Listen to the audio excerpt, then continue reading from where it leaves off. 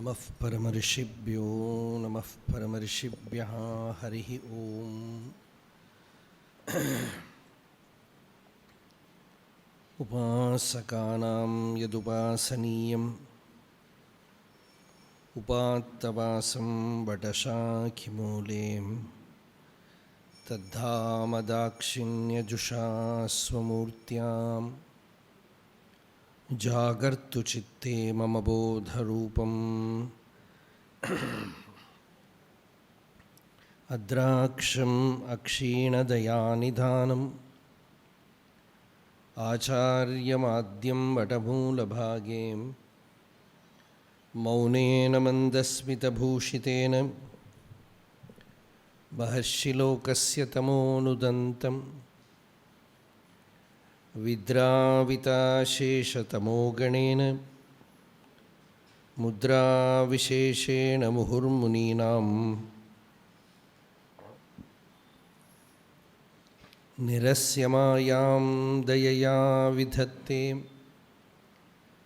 देवो महान् तत्त्वमसीति बोधं ममाद्यदेवो वटमूलवासी कृपाविशेषात्कृतसन्निधानः ओङ्काररूपाम् उपदिश्य विद्याम् आविद्यगध्वान्तमपाकरोतु सदाशिवसमारम्भां शङ्कराचार्यमध्यमाम् अस्मदाचार्यपर्यन्तां वन्दे गुरुपरम्पराम्। वेदान्तार्थविभासकाय यतये शान्ताय सन्न्यासिनीं नानावादिनगेन्द्रसङ्घपवये योगीन्द्रवन्द्याय च मोहध्वान्तदिवाकराय भगवत्पादाभितां बिभ्रते तस्मै भाष्यकृते नमोऽस्तु सततं पूर्णाय बोधात्मने अपारसच्चित्सुखवारिराशेः यस्योर्मिमात्रं भुवनं समस्तं गुहाहितं तं रमणं गभीरं चिन्ताविहीनं हृदि चिन्तयामि। देहं मृण्मयवज्जडात्मकमहं बुद्धिर्न तस्यास्त्यतो नाहं तत्तदभावसुप्तिसमये सिद्धात्मसद्भावतः कोऽहं भावयुतः कुतो वरधिया दृष्ट्वात्मनिष्ठात्मनां सोऽहं स्फूर्तितया अरुणाचलशिवः पूर्णो विभाति स्वयं योऽन्तः प्रविश्य मम वाचम् इमां प्रसुप्तां सञ्जीवयत्यखिलशक्तिधरस्वधाम्ना अन्यांश हस्तचरणश्रवणत्वगादीन् प्राणान्नमो भगवते पुरुषाय तुभ्यम्।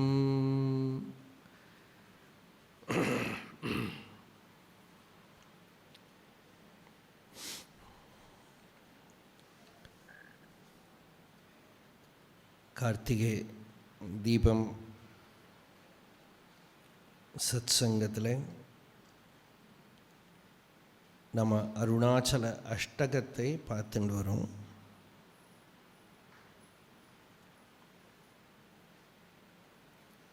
அருணாச்சல அஷ்டகத்தில்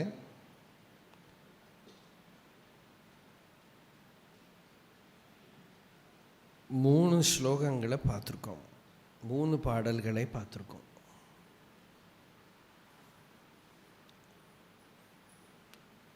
நேற்றைய தினம் பார்த்தது நின்னையான் உருவென எண்ணியே நன்ன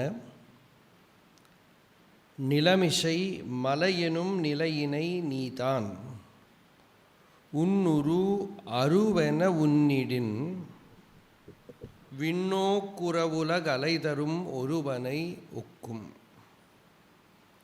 உன்னுரு உணலற உன்னிட முன்னீருரு சர்க்கரையுரு என உரு ஓயும் என்னையான் அறிவுற என்னுரு வேறேதிருந்தனை அருணவான்கிரி என இருந்தோய். இந்த அந்தாதி பாடல்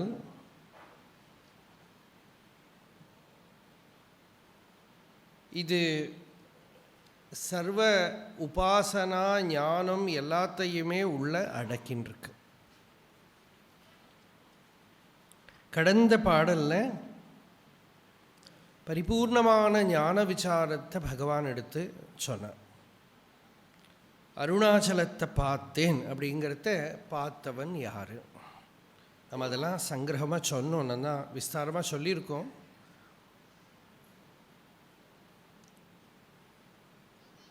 கேனோபனிஷத்தில் கேன அப்படின்னாலே சம்ஸ்கிருதத்தில் யாரால அப்படின்னு அர்த்தம். ஒரு கேள்வி தான், ஒரு கொஸ்டின். அதில் ஒரு உபாசனை பண்ணுற மூர்த்தியை காட்டி உபனிஷத் ஸ்ருதி சொல்கிறது, நீ எது உபாசனை பண்ணுறியோ அது பிரம்மம் இல்லை,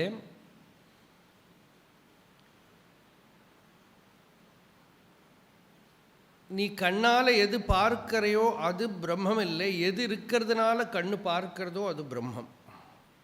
ஏன சக்ஷும்ஷி பஷ்யதி எத் சக்ஷுஷா ந பஷ்யதி. கண்ணால் காண முடியாது, ஆனால் எது இருக்கிறதுனால கண்ணு காணறதோ அது. எத் ஸ்ரோத்ரேண ந ஸ்ருதம் ஏன ஸ்ரோத்ரமிதகும் ஸ்ருதம். இந்த காது எது இருக்கிறதுனால கேட்கறதோ, சக்ஷுஷச்சு ஸ்ரோத்ரஸ்ய ஸ்ரோத்ரம் மனசோ மனோயத் தது வாச்சோஹ வாச்சம் சவு பிராணஸ்ய பிராணஹா, இப்படியெல்லாம் ஸ்ருதி சொல்கிறது. கண்ணுக்கு கண்ணு, இது பகவான் அப்படியே அக்ஷரமண மாலையில் எடுத்திருக்காரு. கண்ணுக்கு கண்ணாய் கண்ணின்றி காணுனை காணுவது எவர் பார் அருணாச்சல. இதெல்லாம் உபனிஷத்து அப்படியே. அது ரெண்டு இடத்துல இந்த ஒரு பிரக்கிரியை பகவான் உபயோகப்படுத்துகிறார். விண்ணாதிய விளக்கும், இப்போ தெரியறது லோகம் தெரியறது கண்ணு முன்னாடி, ஆகாஷாதி பஞ்சபூதங்கள் தெரியறது. விண்டலம் அச்சலமா விளங்கிட நின்றாயினாரே. அப்போ விண்ணாதிய விளக்கும் கண்ணாதிய பொறிக்கும் கண்ணாம் மனக்கண்ணுக்கும் கண்ணாம் மனவிண்ணுக்கும் விண்ணாய் ஒரு பொருள் வேறு எண்ணாதிருந்தபடி உள்நாடு உளத்து ஒளிரும் அண்ணாமலை என் ஆன்மா காணுமே. கரெக்டு தானே? அருளும் வேணுமே, அன்பு பூணுமே, ஐயே அதிசுலபம் ஆத்மவித்தை. கொஞ்சம் இப்படி முன்னால் வந்தேன்னா பேக்கில் வரவாள் கொஞ்சம் இடம் இருக்கும், கொஞ்சம் ஸ்பேஸ். விண்ணாதிய ஆகாஷாதிகளெல்லாம் பார்க்குறோம். இதை பார்க்கப்பட்டவன், எல்லாத்தையும் பார்க்கக்கூடியவன் ஒருத்தன் இருக்கான். கண்ணுக்கு அதுக்கு கண்ணா, மனசுக்கு கண்ணா, புத்திக்கு கண்ணா சாட்சியாக இருக்கக்கூடிய ஜோதி, போதம், உணர்வு. அதை கண்டவன் எவனென கருத்தினுள் நாட. இந்த கண்டவன் யார்? எல்லாத்தையும் பார்க்கிறவன் யார்? இப்போ பிரபஞ்சத்தை பார்த்துட்டே இருக்கும். பார்க்கிற போதே பார்வையில் விழுந்து போயிடுவோம், திருஷ்யத்தில் விழுந்து போயிடுவோம். அந்த திருஷ்யத்திலேருந்து நம்ம கவனத்தை ஸ்ரத்தையை திருக்குக்கு சாட்சிக்கு திருப்பி கொண்டு வர்றது தான் வேதாந்த விசாரம். ரூபம் திருஷ்யம் லோச்சனம் திருக் தத் திருஷ்யம் திருக்து மானசம் திருஷ்யாதீஹி விருத்தய சாட்சி திருகேவ நது திருஷ்யத்தை. இந்த காணப்பட்ட ரூபமெல்லாம் திருஷ்யம், கண்ணு அதுக்கு திருக்கு. அந்த கண்ணு திருஷ்யம், மனசு திருக்கு. மனசு திருஷ்யம், புத்தி திருக்கு. புத்தியும் திருஷ்யம், அதுக்கு சாட்சியாக ஒன்று இருக்குது, எல்லாத்தையும் பார்த்துன்னு இருக்கிறது. அது ஸ்வயமேவ தன் இருப்பை உணர்றது. அதனால திருகேவ நது திருஷ்யத்தை. ஸ்வயம் பிரகாசமான வஸ்து. அந்த ஸ்வயம் பிரகாசமான சித்து சைத்தன்யம் அதை வேற யாரும் சொல்ல முடியாது. அதனால தான் விண்டிது விளக்கிடு விரலுருவோன் யார் அப்படின்னு கேட்டான். நமக்கு அது கேட்குற போது என்ன சொல்லணும்னா, இது ஏதோ ரொம்ப பெரிய ககனமான விஷயம், அதனால் யாராலையுமே சொல்ல முடியாது, அப்படி தான் நம்ம அர்த்தம் நினச்சிப்போம். அப்படி இல்லை. அது எல்லாம் சொல்லலாம், ஸ்ருதியெல்லாம் சொல்லியிருக்கு, எல்லாம். ஆனால் எது எல்லாத்துக்கும் காணக்கூடிய பொருளோ அதை அதுவே தான் விளக்கணுமே தவிர அதை யாருக்கும் பார்க்க முடியாது. பார் அருணாச்சலா அப்படின்னார். என்ன பாட்டது? தானே தானே தத்துவம் இல்லையா? இதனை தானே காட்டுவாய் அருணாச்சல. அப்புறம் என்னது? திரும்பி அகம்தனை தினமக கண்கான் தெரியுமென்றனை அருணாச்சல. இல்லை, பார் அருணாச்சலம் எங்கே வருது? கண்ணுக்கு கண்ணாய் கண்ணின்றி காணுனை காணுவதேவர் பார் அருணாச்சலம். இப்போ கண்ணால் கண்ணுக்கு கண்ணாக இருக்கிற வஸ்துவை யாருக்கும் காண முடியாது. அது சுயமேவ பார்வையே அதோட ஸ்வரூபம். உள்ளது நாற்பதில் அதுக்கு பகவான் அந்தமில்லா கண் அப்படின்னா. அப்படின்னா பார்க்கிறவன், பார்க்கப்படுற வஸ்து, பார்வைங்கிற திரிபுடி இல்லாத ஸ்வயமேவ சைதன்ய கட்டையாக இருக்கிற வஸ்துவை யார் பார்க்க முடியும்? அது ஸ்வயமேவ தன்னிருப்பை தானே உணரக்கூடியதாக இருக்கிறதுனால அதை பார்க்கிறவன் ஒருத்தன் வேற கிடையாது. அது அந்தமில்லா கண்ணாமே அப்படின்னு. அப்போ அப்படி தான் தானாகவே விளங்கின்னு இருக்கக்கூடிய ஸ்வயம் பிரகாசமான கண்ணு, ஞானமாகிற கண்ணு, உணர்வாகிற கண்ணு, அதை கண்டவன் எவனென கருத்தினுள்நாட கண்டவனின்றிட நின்றது கண்டேன். கண்டவன் இல்லை, காணப்படுற பொருள் இல்லை, காட்சி இல்லைன்னு நின்றது கண்டேன். தியான தியாத்ரு தியேய ரூபா இல்லையா? எல்லாமாவும் இருக்கு. அப்படி காணப்படுற பொருள், காணறவன், காட்சிங்கிறது இல்லாமல் நிற்கிறது கண்டேன். கண்டனன் என்றிட கருத்தெழவில்லை. பார்க்கிறவன், பார்க்கப்படுற வஸ்து ரெண்டு இல்லாததுனால பார்த்தேன்னு சொல்றதுக்கு ஆள் இல்லை. கண்டிலன் என்றிட கருத்தெழுமாறேன், பார்க்கலேன்னு சொல்றதுக்கு இல்லை. ஏன்னா பார்வையே அதோட ஸ்வரூபமாக இருக்குது, அறிவே அதோட ஸ்வரூபமாக இருக்குது. அதனால தான் நாம் சொல்கிறோம், சுஷுப்தியிலையும் தூக்கத்திலையும் அதோட பார்வை மங்கலை, அப்படி அபரிலுப்த சைத்தன்யம். அதனால தான் சுஷுப்தியிலேருந்து எழுந்திருந்துட்டு சுகமாக இருந்ததுங்கிறோம். யார் தெரிஞ்சண்டா? அது சுகமாக இருந்ததை அதுவே உணர்றது. அதுவானால் அதுவாவார் அதுவே சொல்லும்.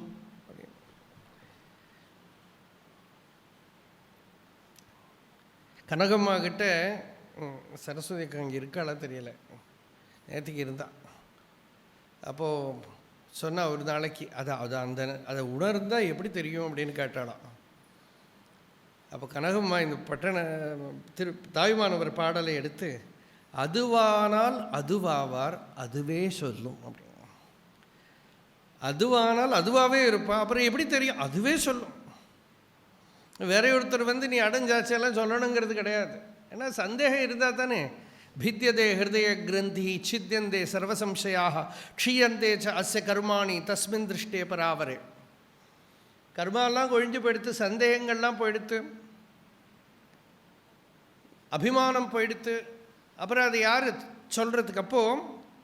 அப்படி கண்டவன் எவனென கருத்தினுள்ளாட. இந்த கண்டவன் யாருன்னு தேடி பார்க்க கண்டவன் இன்றிடனின்றது கண்டேன். திரிபுடி ரஹிதமான பூர்ண சைத்தன்ய ஸ்வரூபமாக விளங்கிறதை கண்டேன். அவ கண்டேன் யாரு? அவனே தான், ஆத்மாவை பார்க்கிறது. கண்டனன் என்றிட கருத்தெழவில்லை, கண்டிலன் என்றிட கருத்தெழுமாறேன். இந்த நிலையை விண்டிலை பண்டு நீ விளக்கினை, நீ மௌனமாக பிரகாசப்படுத்தின. மௌனமாக எப்படி குருவுக்கு பிரகாசப்படுத்த முடியும்? வாய முடியும்னு உட்கார்ந்துட்டு இருந்தால் தத்துவம் பிரகாசிக்குமா? பகவானே கேட்குறாரு அண்ணாமலையார்கிட்ட, மௌனியாய் கற்போல் மலராது இருந்தால் மௌனமிதாமோ அருணாச்சல. நீ கல்லு போல விரியாமல் இருந்தா, சாதாரண மௌனம் விரியவே விரியாதே. வாய் மூடின்னு இருந்தால் ஒன்றும் புரியாதே. ஜடத்துக்கு சுபாவம் தானே அது இல்லையா? அப்போ அப்படி நீ மௌனமாக இருந்த, அப்போ மௌனம் அது அல்ல. மௌனம்னா we generally translate மௌனம் as silence. It is a utterly wrong translation. முனியோடு பாவமாக்கும் மௌனம், அதுக்கும் சைலன்ஸுக்கும் கனெக்ஷனே கிடையாது. குஞ்சுசாமி ஒரு தடவை சொன்னார், சில பேர் சத்தம் கேட்டால் டிஸ்டர்ப்ட் ஆகிடுவா. இந்த சைலன்ஸுக்கு அடிக்டட் ஆனவாளுக்கு சின்ன சத்தம் கேட்டாலே டிஸ்டர்ப் ஆகிடுவா. ஒரு சப்தம் கேட்டுதானே அவள் இரிட்டேட் ஆகிடுவா, ரொம்ப டிஸ்டர்ப்ட் ஆகிடுவா, போய் பிரச்சனை பண்ணுவா. அந்த இடத்துல நம்ம பக்கத்துலேயே ஒரு அம்மா இருந்தா, ஆசாரி வேலை பண்ணி நான் அந்த அம்மா குச்சி எடுத்துகிட்டு வந்துவிடுவா ஆசாரி அடிக்கிறதுக்கு. ஏன்னா அவள் மெடிடேஷன் பண்ணுறாளாம். இந்த ஆசாரிக்கு அதை என்ன சொல்ல, அந்த பொம்பளை என்னமோ சொல்கிறதுன்னு நமக்கு ஒன்றும் புரியலை.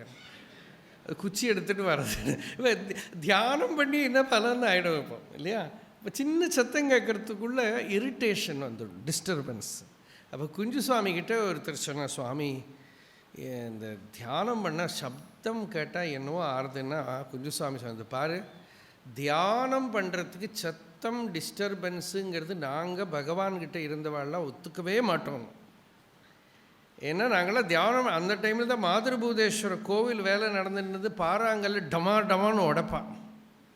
அப்போவும் அந்த சைலன்ஸ், அந்த மௌனம், சாந்தி, நிശ്ചலம் இருக்கும். அப்போ அது எந்த சிட்டிக்குள்ளேயும் இருக்கணும் அது மௌனம், அப்போ தான் அதுக்கு மௌனம்னு பேர். எந்த பிரச்சனைக்குள்ளேயும் இருக்கணும் அந்த மௌனம். சம்டைம்ஸ் நிறைய இடத்துல பார்த்துருக்கோம், பெரிய சிட்டிக்கு நடுவில் ஒரே கயோஸ்க்கு நடுவில் சத்சங்கம் நடக்கும். சென்னையிலேயே அயோத்தியா மண்டபம் அப்படி தான். இந்த பட் ஃபஸ்ட்டு போய் உட்காந்து எனக்கு ஷாக், எப்படி ஆரம்பிக்கிறது தெரியல. டிராஃபிக் போலீஸாக உட்காந்துட்டு இருக்கிற மாதிரி இருக்குது எனக்கு. இப்படி வண்டி போகிறது, இப்படி வண்டி போகிறது, இது போகிறது. அதுக்கப்புறம் கொஞ்சம் நேரம் ஆனால் அந்த சத்சங்கம் செட் ஆகிடுறது. அதுக்கு நடுவில் அப்புறம் யாருக்கும் தெரிய மாட்டேங்கிறது அந்த சத்தமெல்லாம். பின்னால் கார் சத்தமெல்லாம் கேட்குமே தவிர அப்புறம் ஒன்றும் கேட்க மாட்டேங்கிறது. எல்லாம் நடக்குது. சில இடத்துல இப்படி பிரவச்சனம் பண்ணி நடுவாலையெல்லாம் பஸ்ஸு போகும், அப்படியெல்லாம் நடக்கும். அப்போது இதெல்லாம் இருந்தாலும் அந்த அதுக்குள்ளேயும் அந்த மௌனம் வந்துடும். அப்போ அந்த மௌனம்ங்கிறது என்ன, குரு எப்படி உபதேசம் பண்ணுறார், தட்சிணாமூர்த்தி உபதேசம் பண்ண வாயை மூடி பேசாமல் இருந்துட்டு மட்டும் இல்லை, அந்த சிஷ்யனாகவே ஆயிட்டார் அவர். அது அனன்ய பாவம். அந்த அனன்ய பாவத்தில் தான் உபதேசமே தவிர அந்த குருவோட நயன தீட்சையெல்லாம் சொல்கிறோமே அது கண்ணால் பார்க்கறது இல்லை, அபேத பாவம் தான். பார்க்கப்படுறவன் வேறு இல்லை, நாம் வேறு இல்லைங்கிற பாவம் குருவுக்கு அந்த ஞான திருஷ்டி இருக்கிறதுனால நின்றிடும் நினைவு தன்னை நிமிடத்தில் நீக்கி நெஞ்சை அன்று அயன் திருமாலாய்ந்திட்டு அருந்திடா அழகன் பாதம் சென்றிட நிறுத்தும் சோமசேகர ரமணமூர்த்தி என் பெரும் துயரம் நீக்காய் ஏகனே யோக வாழ்வே. என்ன பாருங்க, என் பெரும் துயரம். இந்த சம்சாரத்துக்கு இதை விட பவர்ஃபுல்லாக எக்ஸ்பிளனேஷன் கொடுக்க முடியாது. இந்த சம்சாரங்கிறது இந்த விகல்பம், நான் நீ அவன்கிறதெல்லாம் பெரும் துயரம்னு விட்டார், தாங்க முடியாத துயரம். இந்த துயரத்தை நீக்கி நின்றிடும் நினைவு தன்னை, நிறைய தாட்ஸ் வருது உள்ள, நிமிடத்தில் நீக்கி, உள்ளேந்து நீக்கம் பண்ணி நிமிடத்தில் நீக்கி நெஞ்சை அன்று அயன் திருமாலாய்ந்திட்டு அறிந்திடா அழகன் பாதம் சென்றிட. பிரம்மாவும் சிவனும் விஷ்ணுவும் தேடி காண முடியாத அந்த சைத்தன்ய ஸ்வரூபத்தில் நிறுத்த, நின்றிட நிறுத்தும் சோமசேகர ரமணமூர்த்தி. அந்த ஒரு பார்வை அந்த நிலையில் நிறுத்ததான். அந்த பார்வை அந்த நிலையில் இந்த ஜீவனை, ஜீவனும் சிவமும் ஒன்றாய் தேகிய உளத்தினாலே சாவதும் பிறப்புமில்லா தத்துவ முடிவு. அங்கே ஜனனம் மரணம் இல்லாத தத்துவ முடிவு. அந்த முடிவில் நிறுத்துறது ஹிருதயத்தை. அந்த நிறுத்துறது தான் மௌனமே தவிர, அதுதான் தட்சிணாமூர்த்தி பண்ணினது சனகாதி சித்தர்களுக்கு. அது எல்லாருக்கும் அதை கிரகிச்சிக்க முடியலைன்னா அவரே இறங்கி சங்கராச்சாரியராக வந்துவிட்டார்னு சொல்கிறது. ஹித்வா மௌனம் முக்த்வா மௌனம் வடவிடபினோ மூலத்தோ நிஷ்பதந்தி சம்போர்மூர்த்தி சரதி புவனே சங்கராச்சாரிய ரூபா. அதையே உபதேசம் பண்ண. இப்போ பகவான் விஷயத்தில் என்ன, அந்த மௌனமும் இருந்தது, உபதேசமும் இருந்தது. இப்போ விண்தலம் அச்சலமாய் விளங்கிட நின்றாய். அப்படி அருணாச்சலம் வெளியில் தெரியறது. நாம் அந்த அருணாச்சலம் இது மலை தெரியறதே உரு அப்படின்னு பக்கத்தில் போனால் அந்த மலையோட கிருபை, பரமேஸ்வரனோட கிருபை என்ன பண்ணுறது, நம்மளை பகவானோட உருவத்தை நாம் நாடுற போது நாம் நம்ம உருவத்தை மறந்துடுறோம், நம்ம ஃபார்மை மறந்துவிடும். எதுக்கு பகவானோட உருவத்தை வர்ஷிப் பண்ணணும், பூஜை பண்ணணும்? நம்ம பூஜை பண்ணுறோமே நம்ம சரீரத்தை காத்தாலேருந்து இல்லையா, குளிப்பாட்டி சோப்பு போட்டு அதை பண்ணி இது பண்ணி அப்புறம் அலங்காரம் பண்ணிட்டு பல விதத்தில் வேஷம் போட்டுண்டு கண்ணாடியில் பல தடவை பார்த்துண்டு அப்புறம் அடிக்கடி போய் டெஸ்ட்டு பண்ணிட்டு என்னென்னமோ பண்ணி எல்லாம் நிறுத்த பார்க்குறோமே. இந்த இந்த ரூபத்தை, இந்த நம்மளை எல்லாரும் ஆல் ஐடல் வர்ஷிப்பர்ஸ். இந்த சரீரங்கிற ஐடல் வர்ஷிப்பு, இந்த சரீரங்கிற விக்கிரகத்தை ஆராதனை பண்ணிட்டு இருக்கோம். அதை மறக்கிறதுக்கு தான் பகவானோட திவ்ய விக்கிரகத்தை ஆராதனை பண்ணுறது, வேறு ஒன்றும் இல்லை. அந்த பகவானோட திவ்ய மூர்த்தியை பார்க்க பார்க்க, நாமரூபத்தை பார்க்க பார்க்க நம்ம நாமரூபத்தை மறந்துடும்.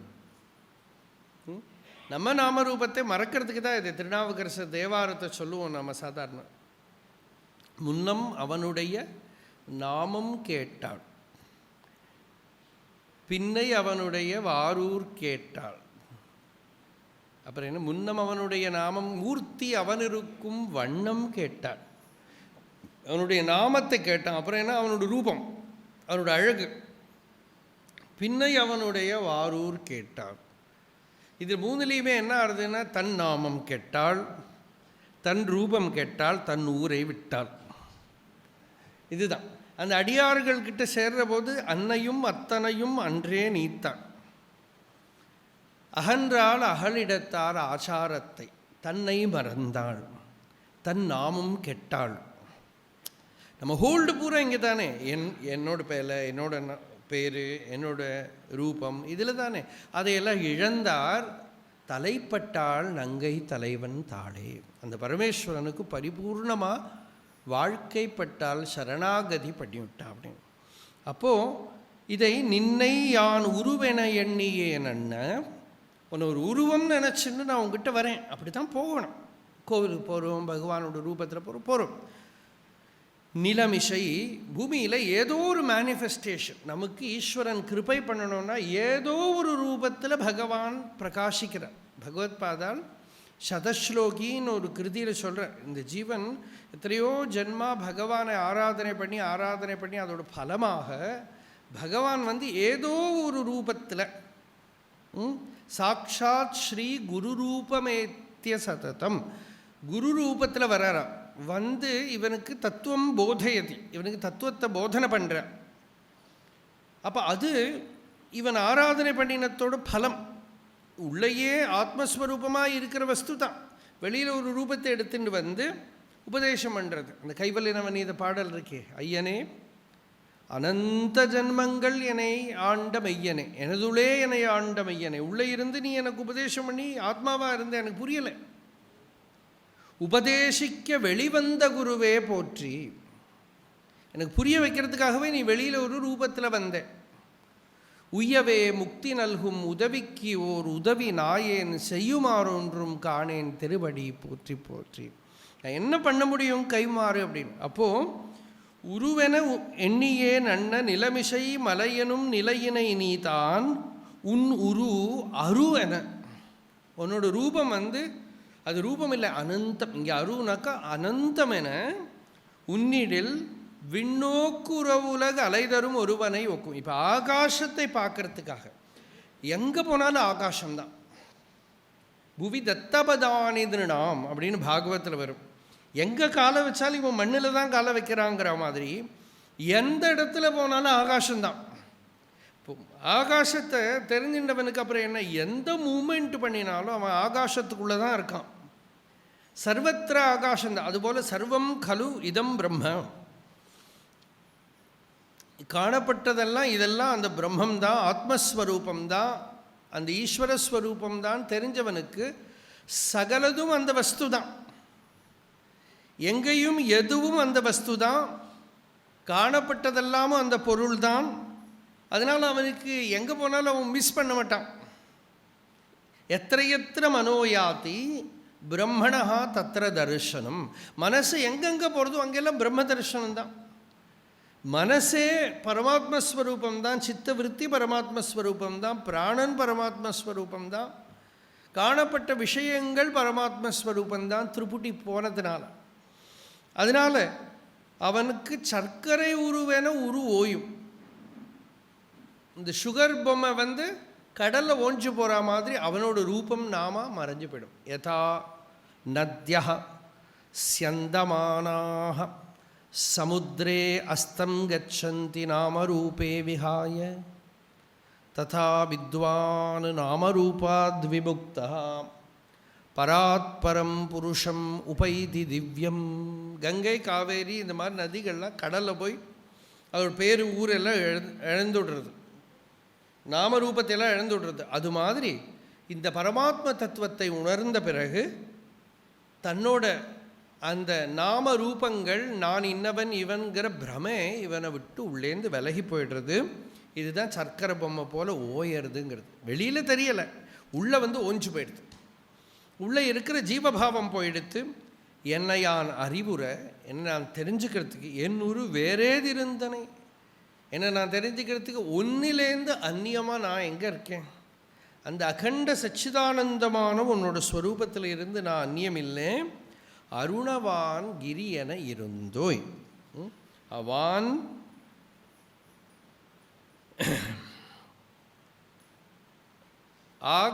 கிரியும் ஆகாஷம் எப்படி சொல்லும்? எதிர் உபமை இது, எதிர் உபமை இது. ஆகாசம் ஒரு இடத்துல கடலுங்கிறார், மலையே கடலுங்கிறார். இங்கே மலையை ஆகாசங்கிறார். ஆகாசலிங்கம்,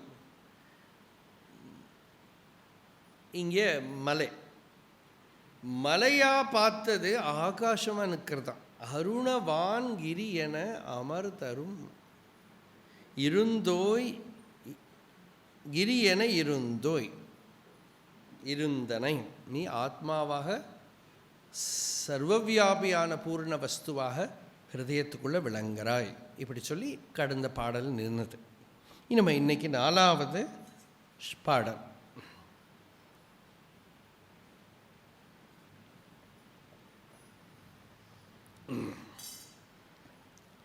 இந்த 4வது பாடல் பகவானோட உபதேசத்தோட சார சம்பிருத்தமான அதோட கிரீம். அது பகவானோட உபதேசத்தோட சாரம் மட்டுமல்ல, வேதாந்த சாஸ்திரத்தோட சாரதமமான விஷயம் அது. அடுத்த பாடல் 4வது பாடல். இருந்தொளிர் உனை விடுத்தடுத்திட தெய்வம் இருட்டினை விளக்கெடு தடுத்திடலே காண். இருந்தொளிர் உனை அறிவுறுத்திடற்கின்றேன் இருந்தனை மதம் தொறும் விதவித உருவாய். இருந்தொளிர் உனை அறிகிலரெனில் அன்னோன் இரவியின் அறிவரு குருடரே ஆவர். இருந்தொளிர் இரண்டர எனதுளத்து ஒன்றாய் இணையரும் அருணமாமலையனும் மணியே. இதுக்கு முன்னாடி ஒரு பாடலில் அருணமாமலையனும் அன்பே அப்படின்னு பாடினார். இங்கே பக்திக்கு முக்கியம். இங்கே அருணமாமலையனும் மணி, அந்த ஒரு ரத்னம். அந்த ஒரு ரத்னம் நம்ம ஹிருதயத்துக்குள்ளே இருக்கிற மணி.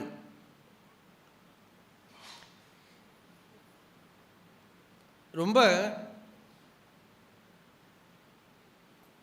கண்டென்ஸ்டான ஒரு பாட்டு இது. இந்த பாட்டை நல்லா மனனம் பண்ணணும், உள்ளே எடுத்து நல்லா மனனம் பண்ணணும், கடையணும், உள்ள நம்ம விசாரம் பண்ணணும். ரொம்ப சிம்பிள், ஆனால் அது தெரிஞ்சுண்டானா விஷயம் பூர்ணமாயிடுது.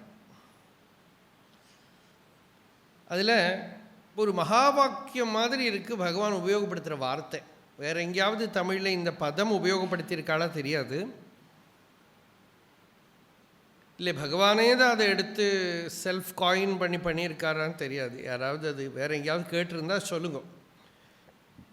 இருந்தொழில் சம்ஸ்கிருதத்தில் சத்து சித்தும் வேணுமா. சத்தா சித் சுகரூபம் அஸ்தி சததம் அப்படின்னு சங்கராச்சாரியர் ஒரு கிருதி உண்டு பிரௌடானுபூதியில். நித்திய நிரந்தரம் இருந்து விளங்கி கொண்டிருக்கக்கூடிய ஒரு சுகஸ்வரூபமானது இருக்கு. இருப்பு, இருந்து இருப்பு, எக்ஸிஸ்டன்ஸ், உணர்வு, இருப்பு. பகவான் நிறைய உபயோகப்படுத்துகிற வார்த்தை அது, இருப்பு. இப்போ நாம் ஒரு இருட்டு ரூமில் இருந்தால் அது தெரியும். ஒரு அந்தகாரத்துக்குள்ளே உட்காந்துட்டோன்னா உடம்பு காணாது, பக்கத்தில் இருக்கிற வஸ்துக்கள்லாம் காணாது, அவ்வளோ டார்க்னஸ். இப்போ எங்கே பார்த்தாலும் லைட்டை போட்டு டார்க்னஸ்ஸே கிடைக்க மாட்டேங்கிறது. காஞ்சி பெரியவாக்கு கரண்டே பற்றி வராது. இப்போவும் மடத்தில் பூஜை கட்டில் கரண்டு கிடையாது, எலக்ட்ரிசிட்டி கிடையாது. அவர் இருட்டில் தான் உட்காந்துட்டுருப்பார். ஒரு பாட்டி ரொம்ப வேடிக்கையாக சொன்னால், பெரியவாக்கிட்ட ரொம்ப பழகினவாட்ட பேசின்னு இருந்தால் சொன்னால், பெரியவா பார்க்குறதுக்கு போவோம், இருட்டில் உட்காந்துட்டுருப்பா. அவர் பிரகாசம், ஆனால் அவருக்கு இருட்டு தான் பிடிக்கும். அப்புறம் ஒரு தடவை போய் இருட்டில் போய் பெரியவா காணுமே, எங்கே தெரியலையேனோ, ஒரு பாத்திரத்தை விட்டுருந்தார். அவ்வளோ சௌலபியத்தோடு இருந்திருக்காவாள். அப்போது அந்த இருட்டுக்குள்ளே இருக்கிறது, அந்த இருக்கிறது தன் இருப்பை யாருக்காவது டவுட்டு வருமோ? மற்றவா இருக்காளோ இல்லையோன்னா நமக்கு சந்தேகம் வரும். ஆனால் அந்த அந்தகாரத்துக்குள்ளேயும் அவனவனுடைய இருப்பு, அந்த உணர்வு, நான்கிற வெளிச்சம் அஜிம்ஹிதம் அப்படின்னு, அந்தகாரேபி அஜிம்ஹம் அப்படின்னு. நல்ல கூரிருட்டில் கூட அது மங்காமல் இருக்கான், விளங்கின்னு இருக்கு. நல்ல இருட்டு ரூமுக்குள்ளேயும் அது விளங்கின்னு இருக்கு. அப்போ இருந்தொளிர் இருக்கு, விளங்கிறது. இது ஒரு நம்ம ஆத்ம விசாரம் பண்ணுறோம்னா இப்படி சாதனை பண்ணி பார்க்கணும். நல்ல இருட்டில் உட்காந்துட்டு நான் இருக்கேன்னு தெரியறது. அந்த இருப்பு அதோட ஸ்வரூபம் என்ன? அதுதான் வஸ்து. அது இருக்கு, அது விளங்கிறது. அது உடம்போட வெளிச்சம் அல்ல, மனசோ இந்திரியங்களோட வெளிச்சம் அல்ல. அது சுஷுப்தியிலையும் இருக்குது. சொப்பனத்தில் சரீரம் விழுந்து போய்டுறது, மனசு மட்டும் வேலை பண்ணுறது அப்போ இருக்கு.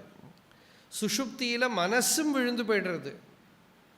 அந்த சமயத்துலேயும் அந்த இருந்தொளிர் இருக்கு அது. அப்போது அப்படி நம்ம ஹிருதயத்துக்குள்ளே நித்தியமாக அந்த சச்சித் வஸ்து பிரகாசிச்சுண்டு தான் இருக்கு. அப்படி விளங்குகிற ஒரு வஸ்துவை காட்டி கொடுக்கறதுக்கு தான் வேதாந்த ஸ்ரவணம். உபனிஷத்து வாக்கியங்கள் அது இதெல்லாம் படித்ததுக்கப்புறம் லாஸ்ட்டில் கண்டென்ஸ் பண்ணி சுருக்கி சுருக்கி சுருக்கி சுருக்கி வந்து இப்படி நித்திய நிரந்தரம் விளங்கின்னு இருக்கிற வஸ்துவை காட்டுறதுக்கு தான். பகவான் நிறைய இடத்துல சொல்கிறார், இவ்வளவு சிம்பிள் தான் விஷயம், இதுக்கு போய் இவ்வளவு சித்தாந்தங்கள், இவ்வளவு சண்டை, மாயை சழக்கு அப்படிங்கிறார். இதெல்லாம் எதுக்கு? இவ்வளோ ஆத்மா ஒப்வியஸாக இருக்குது, அபரோக்ஷமாக இருக்குது, யாராலையும் நிஷேதம் பண்ண முடியாமல் விளங்கின்னு இருக்கு. அந்த அபரோக்ஷமாக இருக்கிற சைதன்யத்தை திருப்பி திருப்பி அதை நாடணும், திருப்பி திருப்பி அதுதான் தெரிஞ்சுக்கணும், அதுதான் ஸ்வரூபம் தெரிஞ்சுக்கணும், மறந்துவிடாமல் இருக்கு. மறவி தான் ஒரு தோஷம். தோஷம் அதுதான், கவனக்குறைவு, மறவி தான் தோஷம். அப்போ புத்தியை மனசை அதில் திருப்ப வேண்டி இருக்கு, உணர வேண்டி இருக்கு, தெளிவுபடுத்திக்க வேண்டி இருக்கு.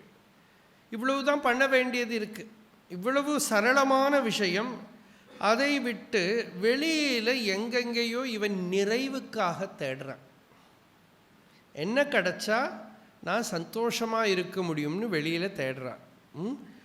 நமக்கு வேண்டிய சந்தோஷத்துக்கு வேண்டிய பொருள் நம்மக்கிட்ட நம்ம ஸ்வரூபமாகவே இருக்குது, இயல்பு நிலையாகவே இருக்குது. அந்த இயல்பாக இருக்கிற வஸ்துவை விட்டு வெளியில் அலையறான். கிரகஸ்தம் பாயசம் தெக்துவா பிக்ஷாமட்டதி துர்மதிஹி அப்படின்னு. வீட்டில் நல்ல பாயசத்தோட சாப்பாடு, வெளியில் போய் பிச்சை எடுக்கிறானோ. தனக்குள்ள தானாகவே விளங்கின்னு இருக்கிற வஸ்துவை கவனிக்காமல் கவனத்தை சிதற விட்டு வெளியில் போய் இவன் எங்கேயாவது ஃபுல்ஃபில்மெண்ட் கிடைக்குமா பார்க்குறான். ஃபுல்ஃபில்மெண்ட்டில் ஹையஸ்ட் ஃபுல்ஃபில்மெண்ட்டாக்கும் தெய்வம், பிரம்மம், ஈஸ்வரர், என்னென்னமோ பேர் சொல்கிறோமே அது. பௌத்தர்கள் நிர்வாணம் அப்படிம்பா. அவளும் இதே தான் மீன் பண்ணுறான், பேரு தான் வித்தியாசம். நிர்வாணம்னு சொல்கிறா, சூன்யம்னு சொல்கிறா. ஜெயினர்கள் வேறு ஏதோ சொல்கிறா. என்னெல்லாம் சொன்னாலும் அது என்ன, அது ஒரு ஸ்லோகம் உண்டு,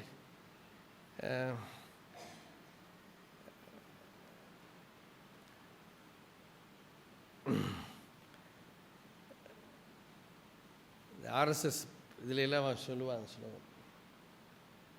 கர்த்தேதி அர்ஹன்னிதி ஜைனாக யம் வைதிகாக மந்திரதிருஷப் புராணாக இந்திரம் யமம் மாதரிஷ்வானமாஹு வேதாந்தினோ யம் அனிர்வச்சனீயமேகம் யம் பிரம்மசப்தேன வினிர்திஷந்தி சைவா இதி சிவ இதி சைவாக. இப்படி வரும் அந்த ஸ்லோகம். அப்படி எல்லாம் பல பேர் சொல்கிறது ஏதோ ஒரு தெய்வம். அந்த தெய்வம் எங்கே இருக்குது, இங்கே இருக்குது, அங்கே இருக்குது, ஓடின்னு இருக்கும்.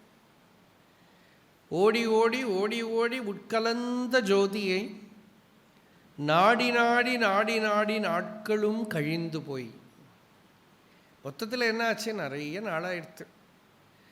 வாடி வாடி வாடி வாடி மாண்டு போன மாந்தர்கள் கோடி கோடி கோடி கோடி எண்ணிறந்த கோடியே. வாடி போய்டுறான் அவசானம். வெளியில் மனசை சிதற விட்டு வாடி போய்டுறான்.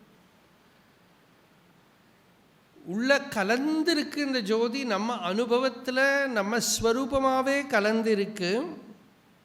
அப்படி இருக்கிற தெய்வத்தை விட்டு, தெய்வம்னாலே பிரகாசிக்கக்கூடியதுன்னு அர்த்தம். திவுங்கிற தாதுவுக்கு வெளிச்சம், பிரகாசம்னு அர்த்தம்.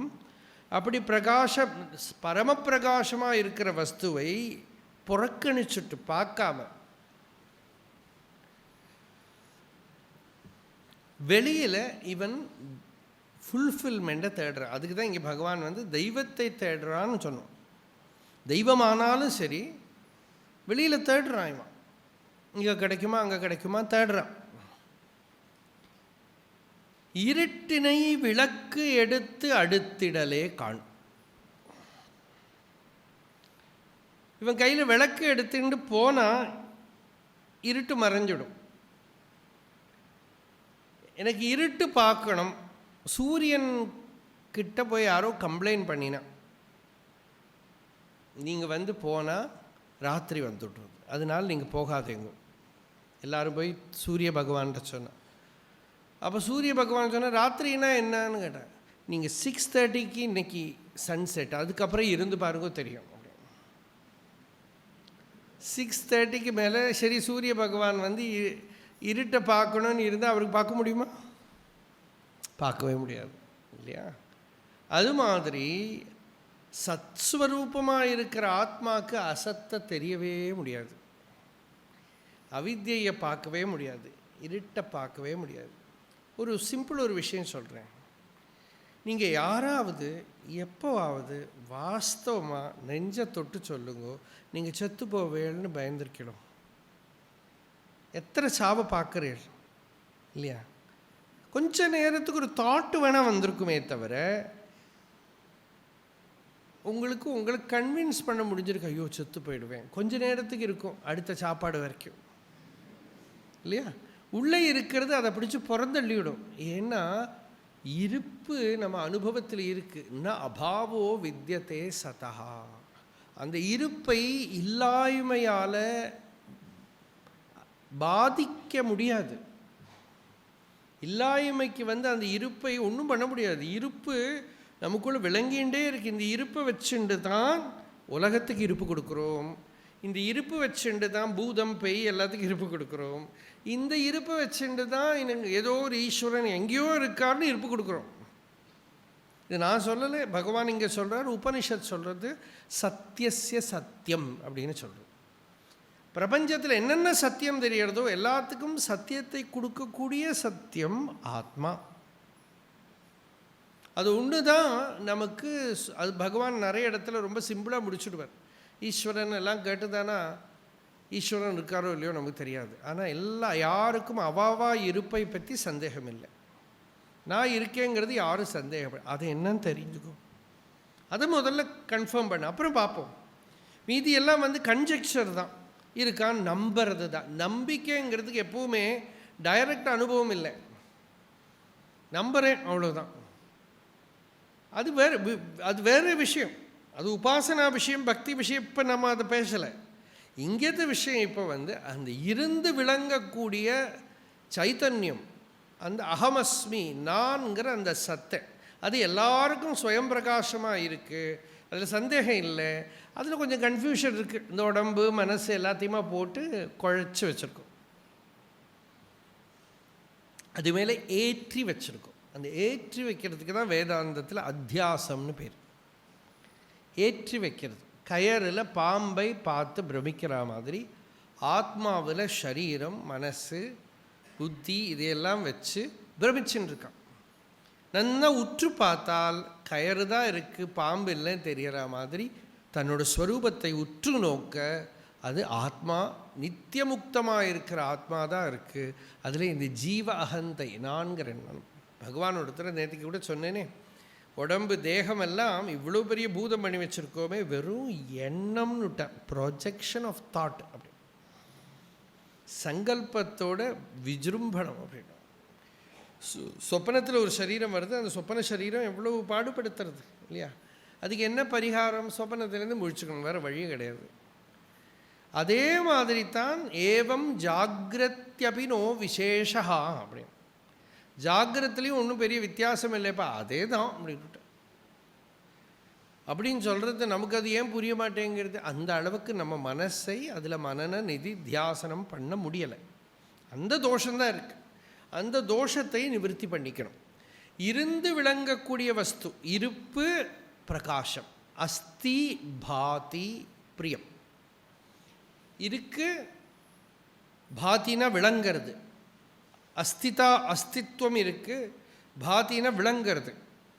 அந்த இருந்து ஒளிர் உனை விடுத்து அதை கவனிக்காமல் புறக்கணித்து, இதுதான் ஆத்மஹத்தியங்கிற சங்கராச்சாரியர் ஈஷாவாஸ்ய உபனிஷத் பாஷ்யத்தில் சொல்கிற, வித்யமானஸ்ய ஆத்மனஹ திரஸ்கரணாத் சர்வேபி ஆத்மஹனஹா.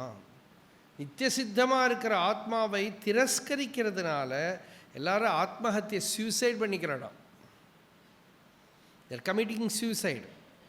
ஏன்னா அது பிரகாசமாக இருக்குது, பெரிய பிரகாசமாக இருக்குது, சூரிய சந்திராதிகளை விட பிரகாசமாக இருக்குது. சூரியனும் சந்திரனும் எல்லாமுமே பார்த்தா கண்ணால் பார்த்தா தான் உண்டு, இதுக்கு கண்ணு வேண்டாம் ஒன்றும் வேண்டாம், அது தானே விளங்கின்னு இருக்கு. அப்படி இருந்து அதை இக்னோர் பண்ணுறான், விடுத்து அடுத்திட தெய்வம். அப்புறம் என்ன பண்ணுறான்? தெய்வத்தை எங்கேயோ ஒரு தெய்வத்தை கற்பனை பண்ணி, அந்த தெய்வத்துக்காக என்னோட தெய்வம் உன்னோட தெய்வம், அந்த பக்கம் இந்த பக்கம் சண்டை இல்லையா? என்னென்னமோ தெய்வம், அப்புறம் இந்த தெய்வம் அந்த தெய்வம் சண்டை. சின்ன குழந்தைகள்லாம் சண்டை போட்டுக்கும், இவரும் அவரும் சண்டை போட்டால் யார் ஜெயிப்பா, அது மாதிரி. பெரிய வித்தியாசம் ஒன்றும் கிடையாது நமக்கு. அந்த தெய்வம் இந்த தெய்வம் இந்த சண்டையெல்லாம் வச்சுண்டு இந்த சிவவாக்கியர் ஒரு சித்தர் இருந்தார், அவர் சொன்னார், வைஷ்ணவாலும் சைவாலும் ஒரே சண்டையாம். இப்போ அவர் ஒரு பாட்டில் சொல்ற, வைணவனும் சைவனும் கொரட்டை விட்டு தூங்கையில். இந்த வைணவன் சைவனும் சண்டை போட்டுவிட்டு ரெண்டு பேரும் கொரட்டை விட்டு தூங்கன்னா ஒருத்த மேலே காலை போட்டுன்னு படுத்துன்னு இருக்காங்க. இவனுக்கு சிவனும் தெரியலை விஷ்ணுவும் தெரியலை. அப்போது மனசு அடங்கினதுமே எல்லாமே மறைஞ்சு போயிடுது. அப்போது இந்த வெளியில் போய் ஒரு தெய்வத்தை நாடுறது, அந்த தெய்வம் ஆத்மஸ்வரூபமாக இருந்தும் ஆத்மாவை பார்க்காம அலையறான் இவன். அது இருட்டினை விளக்கெடுத்து அடுத்திடலே காண். இருட்டில் விளக்கு எடுத்துன்னு போகிற இடத்துல எல்லாம் வெளிச்சம் எங்கேருந்து வருது? இவங்கிட்டேருந்து தான் வருது. ஷோ, அந்த தெய்வம்னா அந்த தெய்வத்துக்கு எங்கேருந்து வெளிச்சம்? இங்கேருந்து தான் வருது. அந்த தெய்வத்துக்கு வெளிச்சம் இவனுக்கு இவன்கிட்டேருந்தே தான் வருது. இருந்தொழிர் உனை அறிவுறுத்திடற்கு என்றே. அப்படின்னா இந்த ரூபத்தில எல்லாம் பகவான் பல இடத்துல விபூதிகள் இருக்கே, இதெல்லாம் தேவையில்லையா? அப்போ இந்த கோவில் அருணாச்சலத்துக்கு நம்ம வந்திருக்கோம், இதெல்லாம் தேவையில்லையானா அதுக்கு பகவான் அடுத்த லைனில் சொல்கிறார், அறிவுறுத்திடற்கு என்றே. மெதுவாக இந்த ஜீவன் இந்த அறிவுக்கு வரணும், இந்த ஆத்ம வித்யைக்கு இவன் வரணும். அது வரத்துக்காகவே மதம் தோறும் ஒவ்வொரு மதத்திலையும் விதவித உருவாய் பற்பல உருவத்தில் இருந்தனை. பல பல உருவத்தில் ஒரு ஸ்பெஷல் ஃபார்மில் அங்கங்கே அந்த கோவிலில் அங்கங்கே இருக்கார் சுவாமி. ஆனால் பர்பஸ் என்ன? அங்கே போய் இவனுக்கு சத் சங்கம் கிடைக்கணும். இந்த ஆத்ம விதி ஒரு கோவில்னு கட்டினா அந்த கோவிலில் சத் சங்கம் நடக்கணும். நமக்கு இருக்கிற சாஸ்திரங்களையெல்லாம் போதனை பண்ணணும் ஆளுகளுக்கு. இந்த அங்கே போய் தரிசனம் பண்ணக்கூடியவாளுக்கு இந்த அறிவு கிடைக்கணும், இந்த ஞானம் கிடைக்கணும். அப்போ தான் ஒரு கோவில் கட்டினா. இப்போ என்ன பண்ணோம்? கோவில் கட்டி கோவிலில் உற்சவம் பண்ண.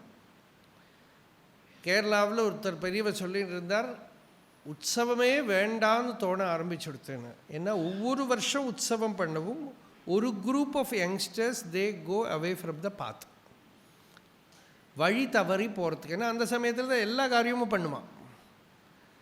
அப்போது இதெல்லாம் உற்சவங்கள்லாம் மகாராஜ விபூதிகள்னு பேர் பாகவதத்தில் வரும். அதெல்லாம் பக்தியோடு பண்ணி பகவத் எல்லாமும் ஒரு பக்தியோட பகவத் ஆராதனையோடு பண்ணணும். எல்லாம் என்டர்டெயின்மெண்ட் இல்லை. இதெல்லாம் இது என்டர்டெயின்மெண்ட்டுக்கு இருக்கிற விஷயம் இல்லை.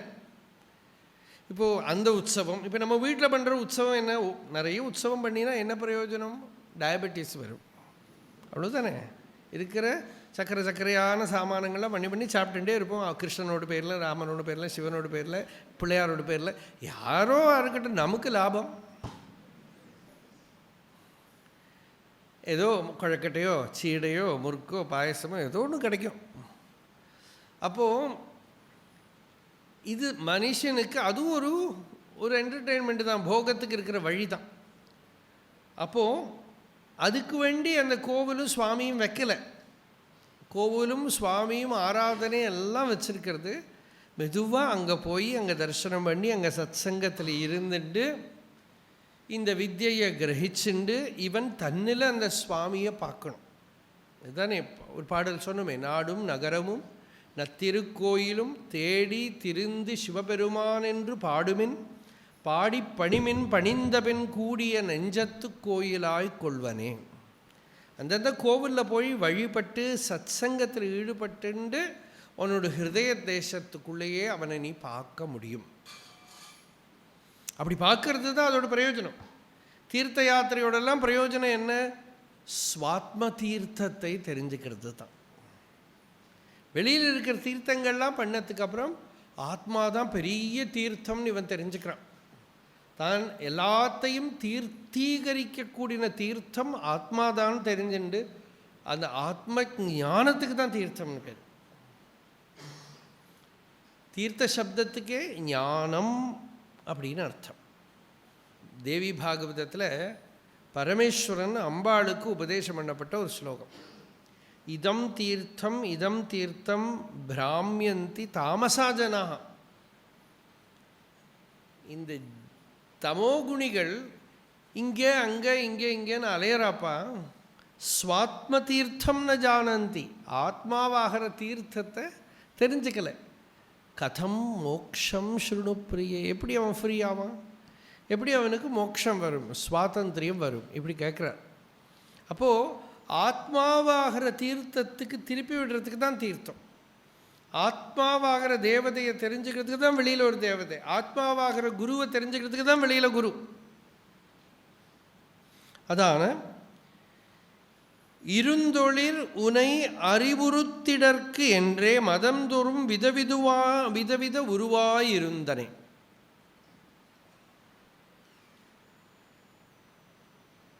ரிஜுகுட்டில நானாபதஜுஷாம் நிருணாம் ஏகோ கம்யா துவமசி பயசாம் அர்ணவைவ. ஒரு ஸ்லோகம், சிவ மகிமன ஸ்தோத்திரம். த்ரை யோக சாங்கியம் பசுபதிமதம் வைஷ்ணவமிதி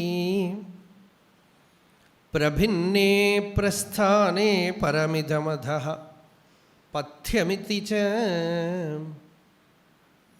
ருச்சிராம் வைச்சித்ர்யாத் ருஜுகுட்டில நானாபதஜுஷாம் நிருணாம் ஏகோ கம்யः துவமசி பயசாம் அர்ணவைவ. நிறைய நதிகளுக்கு கடல் போல எல்லா தேவதைகளையும் ஆராதனை பண்ணி, கடல் எங்கே இருக்குது? இங்கே தான் இருக்குது. சமுத்ரோ பந்து அப்படின்னு வேதம் பூர்த்தி ஆகுது, யஜுர்வேதம். அந்த சமுத்திர சப்தத்துக்கு வியாக்கியாதாக்கள் ஆத்மா பிரம்மம்னு அர்த்தம் பண்ணியிருக்கான். முத்திரையோடு இருக்கிறது சமுத்திரம். ஆத்மாவுக்கு என்ன முத்திரை? சைத்தன்ய முத்திரை, சின்முத்திரையோடு இருக்கிறது. முத்திரையா சக வர்த்ததே. அப்போது சமுத்திரம் தான் பந்துனா. சமுத்திரம் என்ன? ஆத்மாவே தான் சமுத்திரம். அங்கே பரமாத்மா சமுத்திரம். அப்போ இருந்தொளிர் உனைவிடு தடுத்திட தெய்வம் இருட்டினை விளக்கெடு தடுத்திடலே காண். ஒன்று ஒளிர், ஒன்று இருட்டு. சங்கராச்சாரியர் பிரம்மசூத்திர பாஷை ஆரம்பிக்கிற போதே இப்படி தான் ஆரம்பிக்கிறார். யுஷ்மத் அஸ்மத் பிரத்யய கோச்சரையோ விஷய விஷயினோ தமஃ பிரகாஷவத் விருத்த ஸ்வபாவையோ. நான் நீ, இதுக்குள்ளே எல்லா டீச்சிங்கும் முடிஞ்சு போயிட்டான். பகவான் அதை நானாகவே சுருக்கி விட்டார். இவர் போனால் போகிறதுக்கு ஒரு நீயும் வச்சுட்டார். என்ன சொல்கிறார்? நீங்கிறது it represents everything other than atma, self. You, that which you contact. நம்ம சம்சர்க்கப்படுத்தக்கூடிய விஷயங்கள், கண்ணால் பார்க்கறது, காதால் கேட்கறது, மூக்கால் முகர்றது, நாக்கால் ருச்சிக்கிறது, தொக்கால் தொடுறது, இதெல்லாம் நீ. வியாகரணப்படி 3 புருஷர்கள் உண்டு. தன்மை, முன்னிலை, படர்க்கை. இந்த படர்க்கையை வேதாந்தம் எடுத்துக்கவே இல்லை. தேர்ட் பர்சனை எடுத்துக்கவே இல்லை. ஏன்னா தேர்ட் பர்சனை கான்டாக்டே பண்ண முடியாது. அவன் எங்கேயோ இருக்கான். கான்டாக்ட் பண்ணுறத அவன் முன்னிலை ஆகிடுவான். அந்த முன்னிலை, அந்த நீ தான் சம்சாரம். அந்த நீ கிட்ட அந்த நீ ஆக்சுவலி வாஸ்தவமே இல்லை. அதுதான் வேடிக்கை. உலகத்திலேயே எல்லா லாங்குவேஜ்லேயும் அர்த்தமில்லாத ஒரு வார்த்தையாக்கும் இந்த நீ. வேறு எல்லாத்துக்கும் அர்த்தம் உண்டு. இப்போ இந்த புஸ்தகம்னா அதுக்கு அர்த்தம் உண்டு. மைக்குனா மைக்கு அர்த்தம் வரும். இந்த கிளிப்புனா கிளிப்பு அர்த்தம் வரும். புக் எல்லாத்துக்கும் ஒரு பேர் சொல்கிறது, அது ஒரு ரூபம் வரும். நான் உங்ககிட்ட நீன்னு சொன்னால் உங்களுக்கு என்ன அர்த்தம் வரும்? என்ன வரும்? நான் ஏதோ நீயை சொல்கிறேன்னு அர்த்தம் வருமா? அர்த்தமே வராது. இந்த நீக்கு அர்த்தமே இல்லை. நீன்னு சொன்னாலும் நான் தான் அர்த்தம் வரும். இந்த நான் அந்த நானை நீன்னு கூப்பிடுறான். அப்படித்தான். அது மீனிங்லெஸ். குதிரை கொம்பு மாதிரி. தேடி பார்த்தா இல்லை. அதனால தான் அது இருட்டுன்னு. அதுக்காகவே இருப்பு கிடையாது. அது வெளியிலேருந்து பார்க்குறவாளுக்கு அது காணப்படுற வஸ்துவெல்லாம் இருள். நான்கிறது ஒளிர், வெளிச்சம், பிரகாசம். அது எல்லாருக்கும் ஸ்வயம் பிரகாசம். அதுக்கு ஒரு பிரமாணமும் வேண்டாம், உபனிஷத்தே வேண்டாம், வேதாந்த சாஸ்திரம் வேண்டாம், குரு வேண்டாம், பகவான் வேண்டாம், ஒன்றும் வேண்டாம்னா அது தானாகவே விளங்கின்னு இருக்கு. ஸ்வயம் பிரகாசமாக இருக்குது. அந்த ஸ்வயம் பிரகாசமாக இருக்கிற வஸ்து, அதை விளக்கிறதுக்கு இவ்வளவு தெய்வங்கள் வேண்டியிருக்கு, குரு வேண்டியிருக்கு, சாஸ்திரம் வேண்டியிருக்கு. வேடிக்கையா இல்லை? ஒருத்தன் வெளியில் எங்கேயோ போனால் மறந்து போயிடுது. பூரா மறந்து போயிடுது. அப்புறம் அவன் போய் ஒரு வீட்லையாக கேட்குறானா, யார், ஹூ ஆம் ஐ, யார் சொல்லிக் கொடுக்கறது? இது மாதிரி தான் கண்டிஷன். அப்போ இருந்தொழிர் உனை விடுத்து அடுத்திட தெய்வம் இருட்டினை விளக்கெடுத்து அடுத்திடலே காண். நம்ம விளக்காவே இருக்கும், ஸ்வரூபமாகவே ஸ்வயம் பிரகாசமாகவே இருக்கும். இருந்தொழிர் உனை அறிவுறுத்திடற்கு, நம்மளுக்கு அந்த இருந்து விளங்கக்கூடிய ஸ்வயம் பிரகாச வஸ்துவை காட்டுறதுக்கு பல தேவதைகள், பல கிரந்தங்கள், குருமார்கள், சாஸ்திரங்கள் எல்லாம் இருக்கு. இவெல்லாம் எதுக்கு இருக்கான்னா நமக்கு ஒரு கண்ணாடி மாதிரி நம்மளே பார்த்துக்கிறதுக்கு. இப்போ கோவிலில் போனால் சில இடத்துல கோவிலில் கண்ணாடியே வைப்பான். எதுக்குன்னா அங்கே போய் கண்ணாடி பார்த்துக்கோ. இந்த குருங்கிற கண்ணாடி, சாஸ்திரங்கிற கண்ணாடி நம்மளாவே காட்டி கொடுக்கும். நமக்கு தெரியற மாதிரி இல்லை, நம்ம வாஸ்தவமாக எப்படி இருக்குமோ அப்படி. நம்ம ஸ்வாபாவிக ஸ்திதியை காட்டி கொடுக்கறதுக்கு இருக்கிற கண்ணாடி. அப்படியே விதவித உருவாய் இருந்தனை, அருணாச்சலமாக இருந்தனே, ரமணராக இருந்தனே. ஒரு குரு ஸ்வரூபத்திலையும் தேவதா ஸ்வரூபத்திலையும் அந்த பகவான் இருக்கிறதோட பர்பஸே ஆத்ம ஞானத்தை பிரகாசப்படுத்துறதுக்குத்தான் அப்படின்னா.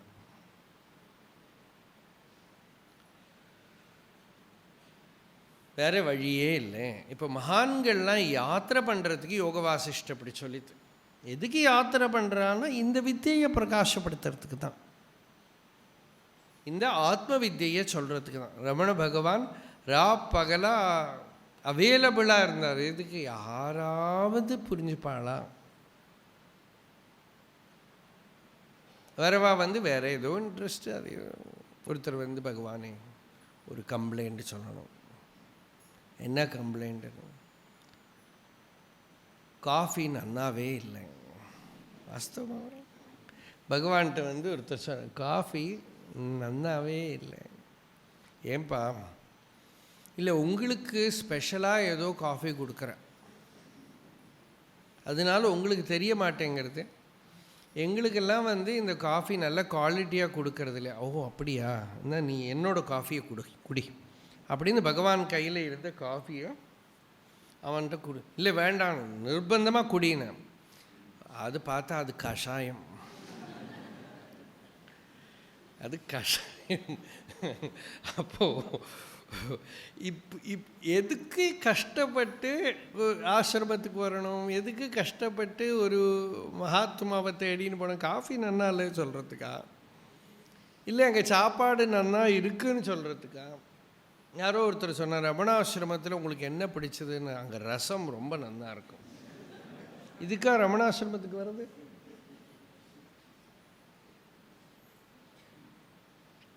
வேற எதையோ பர்பஸை வச்சுட்டு தீர்த்த க்ஷேத்திரங்கள்லாம் வருது இல்லையா? தீர்த்த க்ஷேத்திரத்தில் ஒரு பாபம் பண்ணினா தீரவே தீராதுப்பா. என்னன்னா அது வந்த பர்பஸ் டிஃபீட் ஆகிடுது. அந்த இடத்துல வர்றது சத்சங்கத்துக்காக வரும், அத்தியாத்ம ஞானத்துக்காக வரும். அதே ஒரே நோக்கு, விவசாயாத்மிகா புத்தி, ஒன் பாயிண்டட் ஃபோக்கஸ்ட் அட்டென்ஷன். வேற எதுலேயுமே சிதறாம திருஷ்டி அதில் வச்சுன்னு இருக்கணும். வேற எங்கேயுமே நோக்கு இருக்கப்படாது. அந்த விஷயத்துக்காகவே வரணும். அதுக்காகத்தான் பகவான் பல பல உருவத்தில் பல பல தேவதைகளாகவும் மூர்த்திகளாகவும் கிரந்தங்களாகவும் எல்லாம் நமக்கு கொடுத்துருக்கார். இங்கே போனால் இவனுக்கு அந்த உபனிஷதர்த்தம் பிரகாசிக்கும் இல்லையா? இப்போ நாராயணி நேதி சொன்னோமே, உபனிஷத்தெல்லாம் என்ன சொல்கிறதோ அந்த வஸ்து பிரகாசிச்சுட்டே இருக்குது, விளங்கின்னு இருக்குங்கிற நாராயண பட்டத்திரி. சாந்திர, ரொம்ப அற்புதமான ஸ்லோகம் அது, ஒரே ஒரு ஸ்லோகம் போரும். சாந்திர ஆனந்த அவபோதாத்மகம். என்ன பதம்? சாந்திரம்னாக்கா சாலிட். அப்படின்னா ஞானிகளை பொறுத்தவரை உலகமெல்லாம் சாலிட் இல்லை, இதெல்லாம் சாலிட் இல்லை, கண்ண முடியுன்னா போயிடும். சாலிடாக இருக்கிறது ஆத்மா தான். அதோட சாலிடாக இருக்கிற நேச்சரை யாராலையும் இல்லாமல் பண்ணவே முடியாது. It makes itself felt by its own power. அதுக்கு இந்திரியங்கள் மனசொன்னும் வேண்டாம். அதனால சாந்திர ஆனந்த அவபோத ஆத்மகம். நல்ல சாந்திரமா அப்படின்னா எப்போ அபரோக்ஷமா ஆனந்த ஸ்வரூபமாக இருக்கிற அறிவு. எது போல அனுபமித்தம். இது போல அது போல எல்லாம் சொல்ல முடியாதுன்னு. இதுக்கு ஏதோ ஒரு எக்ஸாம்பிள்லாம் கொடுக்க முடியாது. அனன்வயம்னு பேர் அந்த அலங்காரத்துக்கு. ஆகாஷம் இது போல ஆகாசம் போல, சமுத்திரம் இது போல சமுத்திரம் போல. ராமராவண யுத்தத்துக்கு அப்படி சொல்லுவா திருஷ்டாந்தம். அது மாதிரி அனன்வயம்பா, அனன்வயாலங்காரம். அப்போ அதுபோல அனுபமித்தம் காலதேசாவதிபியாம் நிர்முக்தம். நம்ம லைஃப் எல்லாம் உடம்பு மனசெல்லாம் 2 வரம்பு இருக்குது அதுக்கு. ஒன்று டைம், ஒன்று ஸ்பேஸ். டைம் ஸ்பேஸ் காசேஷன்னு 3 வேணால் சொல்லலாம். இந்த ஒரு வரம்பு, இந்த ஒரு காம்பவுண்ட் வாலுக்குள்ளே தான் நம்ம இருக்கோம். காலதேசாவதிபியாம் நிர்முக்தம். அந்த அவபோதம் இருக்கே, அது தேச காலங்களோட வரம்பை தாண்டி இருக்கான். அப்படின்னா டைம் ஸ்பேஸ் எல்லாம் தெரியலை. நித்தியமுக்தம். அது இன்னைக்கு நம்ம நினச்சி தெரிஞ்சதை ஃப்ரீ பண்ணலை, அது இட்டர்னலி ஃப்ரீ. நித்தியமுக்தம். அந்த தத்துவத்தை தான் நிகம சத சஹசிரேண நிர்பாஸ்யமானம். நிகமம்னா வேதம், ஆகமம், நிகமம், உபனிஷத். அது சதசஹசிரம், 100 கணக்குக்கு 1000 கணக்குக்கு வேத வாக்கியங்கள் அதை பிரகாசப்படுத்துறதுக்கு தான் பேசுறது. இந்திரியங்களால் மனசால் பார்க்குறோமே. குருவாயூரில் போய் பார்த்தா சுவாமியை தெரியுமா சன்னியாசத்துக்கு அப்புறம் இப்போ போகணும் இல்லையோ, எனக்கும் தோணித்து என் கூட வந்தவாள்லாம் ஸ்மரன்லாம் சொல்லிகிட்டு இருந்தா. இப்போ தான் ஃபஸ்ட்டு டைம் குருவாயூர் பார்க்குறோம் போல் இருக்குன்னு. ஏன்னா அங்கே போனால் அவள் ஸ்பெஷல் அரேஞ்ச்மெண்ட் எல்லாம் பண்ணி கூட்டின்னு போனாள். அப்போ இந்த சிவேலி முடிஞ்சு போகிறது தனியாக நேராக போனால் இங்கேருந்தே நடுவில் யாருமே இல்லையோ அப்போ க்ளீனாக தெரியுது. அந்த மூர்த்தி கொஞ்சம் பெரும்பாலும் நமக்கு அங்கே என்ன தெரியும், ஒரு விளக்கெல்லாம் ஏற்றி வச்சு ஒரு இருட்டில் அஸ்பஷ்டம் இல்லையா. பார்த்தா ஒன்றும் ஸ்பஷ்டமாக தெரியலை, ஒன்றும் கிளியராக தெரியலை, ஏதோ தெரிஞ்சுது. அப்போ இந்திரியங்களால் மனசால் வெளியில் பார்த்தா ஸ்பஷ்டம் தெரியாது. திருஷ்டமாத்திரே அதை எப்படி பார்க்கணும்? ஸ்ரோதவ்யா, மந்தவ்யா, நிதித்தியாசிதவ்யா, அப்படி தான் பார்க்கணும்.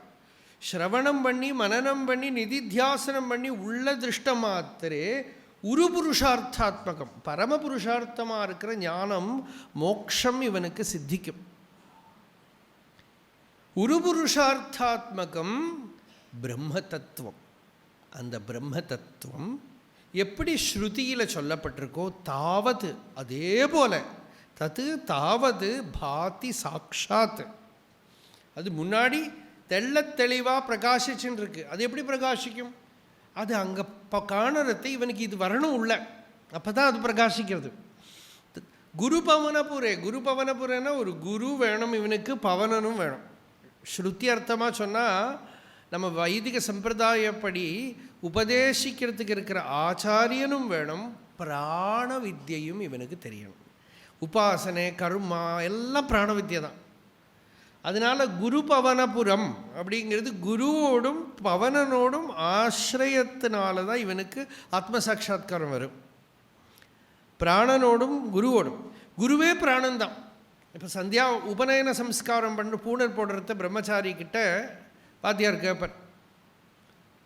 அப்பா கேப்பா, கஸ்ய பிரம்மச்சாரியசி, நீ யாருக்கிட்ட போய் வேதம் படிக்க போகிற? அவன் இந்த வாத்தியார்கிட்ட படிக்க போகிறேன், பாடசாலை படிக்க போகிறேன்னு சொல்லலை. பிராணஸ்ய பிரம்மச்சாரியஸ்மி, பிராணன்கிட்டேருந்து படிக்க போகிறேன். வேதம் பூரா பிராண வித்யை தான். கேனோபனிஷத் பாஷை ஆரம்பிக்கிற போதே சங்கராச்சாரிய சொன்னால் இவ்வளோ நேரம் பிராணனை பற்றியெல்லாம் பேசியாச்சு, இன்னமும் பிரம்ம வித்யை பேசுவோம். அப்போ இந்த பிராணனோடு சேர்ந்திருக்கிற குரு தத்துவத்தோடு இருக்கிற புறம், அங்கே அந்த பகவத் தத்துவத்தை இவன் அனுபவிக்கிறான். குரு பவனபுரே அந்த பாக்கியம் ஜனான, பெரிய பாக்கியம். ஏன்னா வெளியில் ஒரு உருவத்தில் பகவானை கிடைக்கிறது, அந்த பகவானோட ஹெல்ப் நமக்கு வெளியில் தானே பார்க்க தெரியும். அதனால அவன் வெளியில் வரான். ஆனால் பர்பஸ் என்ன? நம்மளை உள்ளே திருப்பி விடுறது தான். நம்ம திருஷ்டியை அந்தர்முகம் பண்ணி நம்ம திருஷ்டியை நமக்கு நேர திருப்பி விட்டு நமக்குள்ளே இருக்கக்கூடிய அந்த சாந்திரானந்த அவபோதத்தை காட்டி கொடுக்கறது தான். அப்படி காட்டி கொடுக்குற ஒரு ஹெல்ப் வெளியில் கிடைக்கிறதானா அந்த பாக்கியம் பெரிய ஒரு பாக்கியம். ஏன்னா உலகத்தில் காண்ற பொருள் எல்லாம் நம்மளை வெளியில் தான் இழுக்கிறது, ஒன்றுமே உள்ளுக்கு திருப்பலை. அந்த உள்ளுக்கு திருப்பி விடக்கூடிய ஆற்றல் உள்ள ஒரு ரூபம் முன்னாடி வந்துடுத்தானா அது அந்த பாக்கியம் ஜனானாம். அது ஒரு பெரிய பாக்கியம்தான், ஒரு பரம பாக்கியம்தான். அதனால் இருந்தொளிர் இரண்டரை எனதுளத்து இல்லை, இருந்தனை மதம்தொறும் விதவித உருவாய். ஒரு மதத்திலையும் விதவித உருவத்தில் இருக்கே. இருந்தொளிர் உனை அருகிலன் எனின், அப்படி சச்சிதானந்த ஸ்வரூபமாக விளங்கின்ற அபரோக்ஷமாக பிரகாசிக்கக்கூடிய சூரியனை விட பிரகாசமாக இருக்கக்கூடிய ஆத்மா எனக்கு தெரியலேன்னு ஒருத்தன் சொன்னானால் இரவியின் அறிவரு குருடரே ஆவார். சூரியனை காண முடியாத அந்தன் போல ஆயிடுவான். சூரியன் விளங்கின்றுக்கு தெரியலைங்கிற மாதிரி ஆத்மாவை தெரியாதவன் தான் கண்ணு தெரியாதவன். வெளியில் இருக்கிறதெல்லாம் தெரியாதது என்ன பிரயோஜனம்? வெளியில் இருக்கிற சூரியனை தெரியாதவன் போல சூரியன் விளங்கின்றிருந்து காணலைங்கிற மாதிரி ஆத்மாவாக இருக்கிற சூரியனை தெரியலைன்னா இவனுக்கு அந்த அந்தர ஆத்மாவை பார்க்குற கண் இல்லை. எந்த கண்ணால் அவன் ஆத்மாவை பார்ப்போம்? உபனிஷத்து தான் கண்ணுங்கிறது. பாகவதன் சொல்கிறது உபனிஷத் சச்சுஷா ஏதே தரந்தீக பவ அனிருத்தாம்புதிம். இந்த சம்சாரங்கிற கடலை தாண்டறதுக்கு ஒரு நல்ல கண்ணு வேணும். அந்த கண்ணு என்னதுன்னா உபனிஷத்துங்கிற கண்ணு வேணும். உபனிஷத்தாகிற கண்ணால் யார் இந்த ஆத்மவஸ்துவை பார்க்குறானோ சம்சாரத்தை அவன் பார்த்தானா அங்கே சம்சார கடலே இல்லையா, பொய்யான கடல். அந்த கடல் தாண்டணுங்கிற பிரமையும் என்னை விட்டு போயிடும். அதை தாண்டணுங்கிற ஒரு பெரிய வேலை இருக்கிற ஒரு பிரமையும் அவனை விட்டு போயிடும். ஏன்னா அதுவே இல்லை, அந்த கடலை இல்லை அவனுக்கு. அனிருத்தம் புத்திஹி. ஏன்னா அந்த உபனிஷத்தாகிற கண்ணால் இவன் பார்க்குறான். ஆனால் அந்த உபனிஷத்து சில பேப்பர்லாம் இருக்குது, மேஜிக் பேப்பர். அந்த பேப்பர் நம்ம கண்ணில் இப்படி படித்தா அந்த பேப்பரில் ஒன்றுமே தெரியாது. அது ஒரு ஸ்பெஷல் லைட்டில் இல்லாட்டா என்ன வேறு என்னமோ பண்ணியெல்லாம் படிக்கணும்.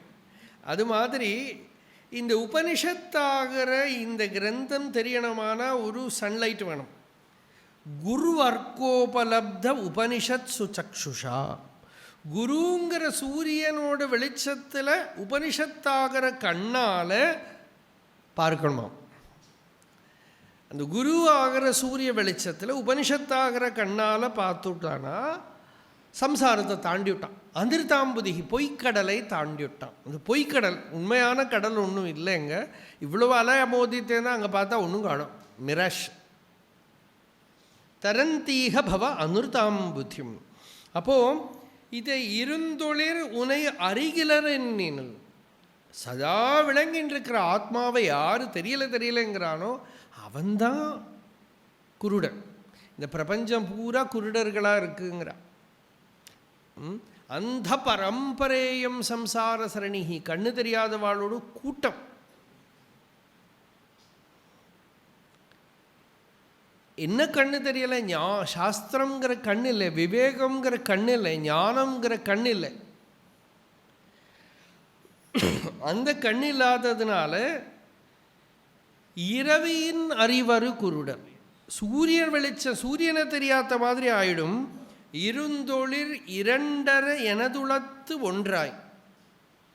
நீ இருந்து விளங்கக்கூடிய சச்சிதானந்த ஸ்வரூபமாயிருக்கிற வஸ்து ரெண்டு அற்று துவைதம் இல்லாமல் எனதுளத்து என்னுடைய ஹிருதயத்துக்குள்ள ஒன்றாய். ஏகமேவ அத்விதீயம் நேகனானாஸ்தி கிஞ்சன. இருக்கிறது ஒன்று தான், ரெண்டாவது ஒரு வஸ்து இல்லை. இப்படி ஸ்ருதி ஆவர்த்திச்சு வாரம் வாரம் சொல்கிறது. இருந்தொளிர் இரண்டரை ரெண்டாவது ஒரு பொருள் அற்றுப்போக. விகல்ப அசகிஷ்ணு எனதுளத்து என்னோட ஹிருதயத்துக்குள்ள ஒன்றாய். இணையறு, அதுக்கு இணை ஒன்றும் கிடையாது. அதுக்கு இது போல் அது போலன்னு சொல்கிறதுக்கு ஒன்றும் கிடையாது. இணையரும் அருணமா மலை எனும் மணியே. அப்போ அருணாச்சலம் எது? ஆத்மா தான் அருணாச்சலம். அப்படி தெரிஞ்சுட்டா நீங்கள் எங்கே போனாலும் அருணாச்சலத்தை மிஸ் பண்ணவே மாட்டேன். ஆத்மா தான் அருணாச்சலம் தெரிஞ்சுட்டா, இல்லாட்டா என்ன மலை மாத்திரம்தான் அருணாச்சலம் தெரிஞ்சு இப்போவே மிஸ் பண்ணுறோம். இந்த ஹாலுக்குள்ளேயே கண்ணுக்கு தெரியலை. இல்லை, அருணாச்சலத்தில் தான் இருக்கோம் நம்பிக்கணும். அப்போ சரி இல்லையா? இல்லை, கண்ணால் பார்க்குறது எவ்வளோ நேரம் பார்த்துட்டே இருக்கணும். இந்த ராமர் கதையில் ராமாயணத்தில் சொல்லுவான், ராமர் தெருவில் போகிற போது ராமரை பார்க்க முடியாதவா அவளை நிந்த பண்ணினாலாம். ராமரை பார்க்க முடிகிறவாளும் கண்ணை அடிக்கடி இமைக்கிற பவர் இருக்கோ இல்லையோ அதை நிந்த பண்ணினாலாம். ஏன்னா அப்பப்போ இமைக்கிற போது மிஸ் ஆகிறது அப்படின்னு நிந்த பண்ணினான் தான். அப்போது அந்த மாதிரி அதுக்கு ஒரு பிரேக் இல்லாமல் இருக்கிற அனுபவங்கிறது ஆத்மா தான். ஆத்மாவே அண்ணாமலை என் ஆன்மா காணுமே. அண்ணாமலை என்னோட ஆத்மான்னு தெரிஞ்சுன்னுட்டானா அந்த அண்ணாமலையை வெளியில் தேடலை. குரு என்னோட ஆத்மான்னு தெரிஞ்சுட்டானா அந்த குருவை வெளியில் தேடலை. இஷ்ட தேவதை என்னோட ஆத்மான்னு தெரிஞ்சுன்னா அந்த இஷ்ட தேவதையை வெளியில் தேடலை. சத்தியசிய சத்தியம். வெளியில் இருக்கிற குரு, வெளியில் இருக்கிற சாஸ்திரம் எல்லாத்தையும் உபயோகப்படுத்தினோம் ஆதரவோட, பக்தியோட. இன்னமும் சொல்ல போனால் பகவத்பாதால் இன்னொரு விஷயம் கூட சொன்னால், நீ என்ன ஜீவன் முக்தனானா கூட யாவதாயு ஸ்வயாவந்தியா வேதாந்தோ குருஹு ஈஸ்வரா. ஆயுஸ் இருக்கிற வரைக்கும் நீ ஞானத்தை அடைஞ்சவனானா கூட உன்னோட குருவும் சாஸ்திரத்தையும் முன்னால் உபாசனை பண்ணின இஷ்ட தேவதையும் பக்தியோடு வந்திக்கணும். சரீரம் இருக்கிற வரைக்கும் அப்படி தான். அந்த ஒரு பரம்பரையை தான் நமக்கு ஞானிகளெல்லாம் கூட காட்டின்னு இருந்தா. பெரிய பெரிய மகாபுருஷர்கள்லாம் கூட அந்த ஒரு பரம்பரையை தான் காட்டின்னு இருந்தா. அவள் சரீரம் இருக்கிற வரைக்கும் அவள் என்ன பரம்பரையில் என்ன ஆராதனா சம்பிரதாயம் இருந்ததோ அது. இப்போ பகவானும் எல்லா பூர்ணமானாலும் அண்ணாமலையை விட்டு விலகலை. அந்த சந்நிதியில் இருந்தார். அவரோடான விதம் அது. அதுபோல அது புறமே இருந்தாலும் கூட உள்ள அந்த விகல்பம் இல்லை. அப்படி இருந்தாலும் கூட வெளியிலோ அருணா ஒரு ஸ்டெப்புக்கு மேலே கேட்டுதானா அண்ணாமலை. அண்ணாமலை ஆத்மா பகவான். ஆத்மாதான் அருணாச்சலம். அகமெனும் நான் என்று இதயம் நடித்திடுவையால் உன் பேர் தான் இதயம் என்றிடுவர் தாம். நீ ஹிருதயத்துக்குள்ள நான் அப்படின்னு விளங்குற அதுதான் உன்னோட வாஸ்தவமான ஸ்வரூபம் அப்படின்னார் பகவான்.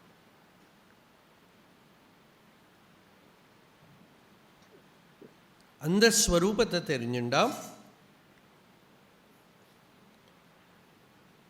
நம்ம இஷ்ட தேவதையை நாம் எங்கே போனாலும் மிஸ் பண்ண மாட்டோம். பகவத் ஸ்மரணம் நம்மளை விட்டு போகாது. போதஜன்ய ஸ்மிருதியும் போனோம் அதுக்கு. இப்போ நம்ம அது பகவான் ஒரு திருஷ்டாந்தம் கொடுக்கறது. ஒரு ஆண் பெண் வேஷம் கட்டி நாடகத்தில் நடிக்கிறான். அந்த நாடகம் முடிஞ்சு பெண் வேஷத்தை அவுத்து வச்சதுக்கு அப்புறம் நான் ஆணுன்னு அவன் நினச்சிக்கணுமா? இனிமேலால் நான் புருஷன் அப்படின்னு நினச்சிக்கணுமா? இல்லை, பெண் வேஷம் கட்டின்னு இருக்கிறத எப்போ எவ்வளவு தன்மயமாக நடித்து ஆடினாலும் ஒரு க்ஷண நேரத்துக்காவது அவன் தான் புருஷனுங்கிறத மறந்துடுவானா? மறக்க மாட்டான். ஏன்? அது புருஷ வஸ்து தந்திரம் போனோம் அதுக்கு. அது அதோட இயல்பு.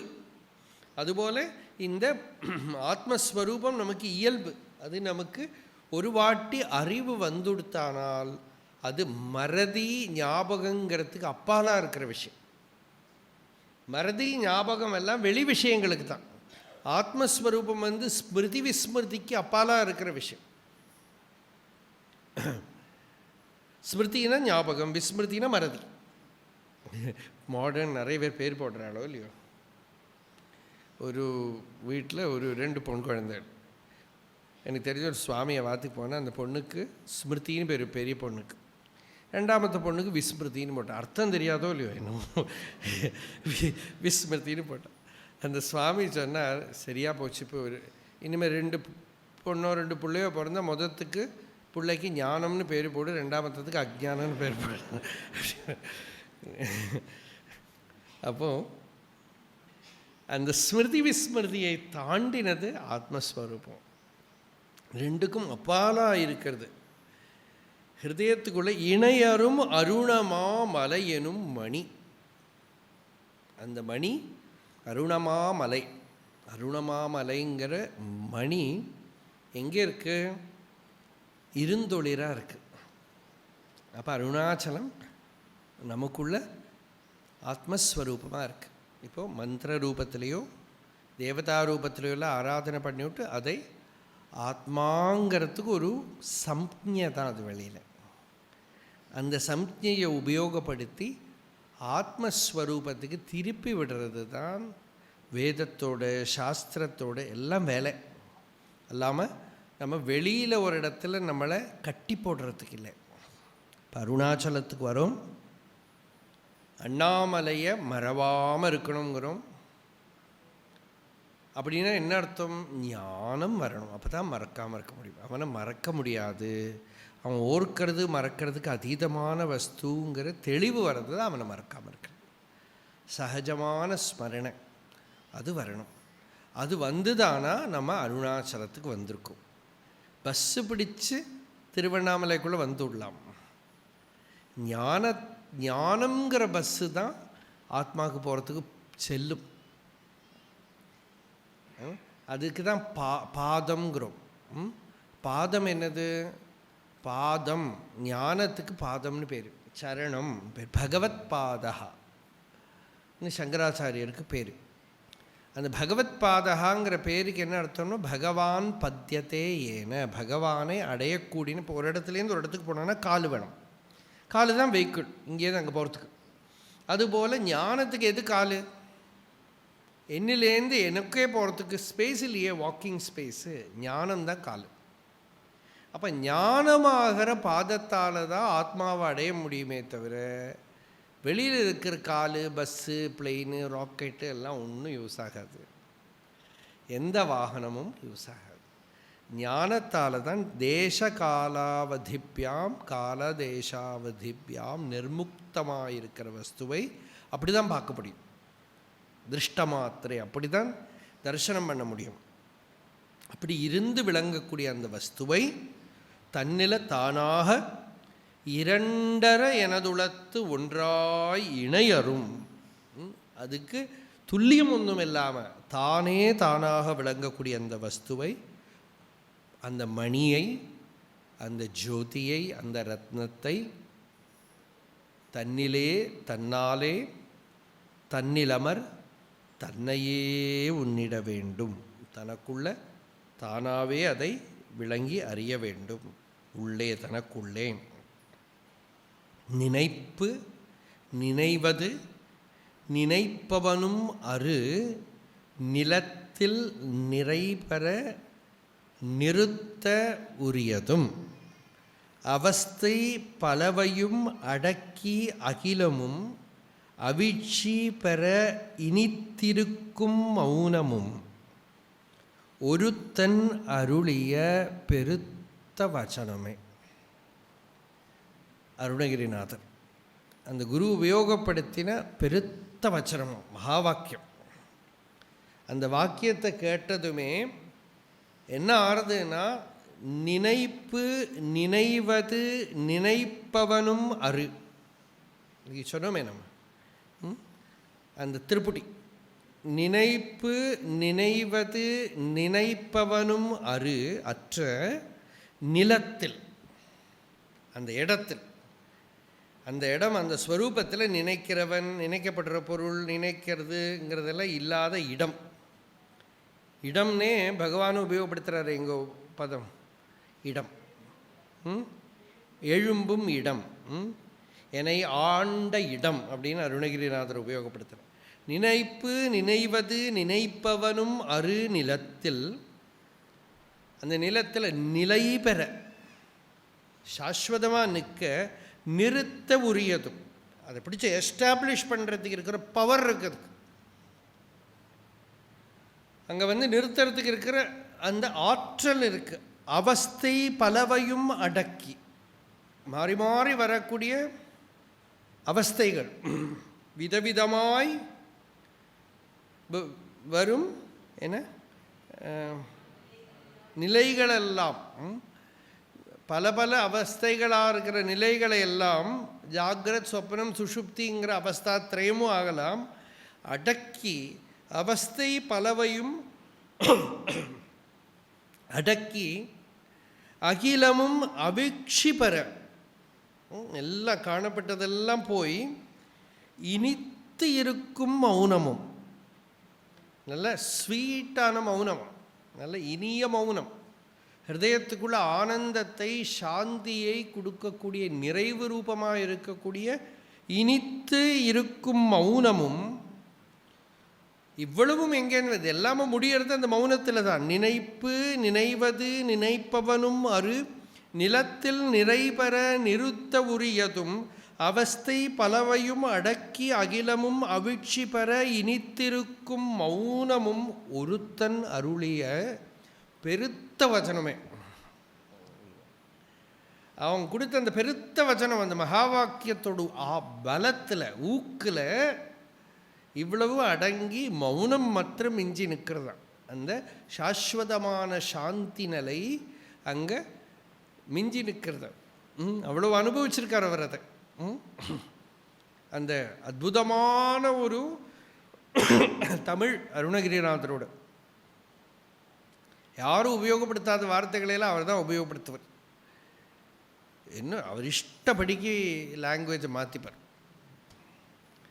தமிழ் இல்லாதக்கெல்லாம் சம்ஸ்கிருதம் நிறைய உபயோகப்படுத்தியிருக்கார், ஹிந்தி கூட உபயோகப்படுத்தியிருக்கார்.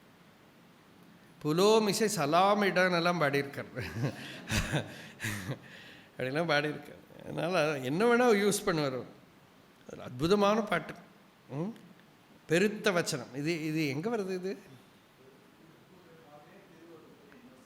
திருவகுப்பு.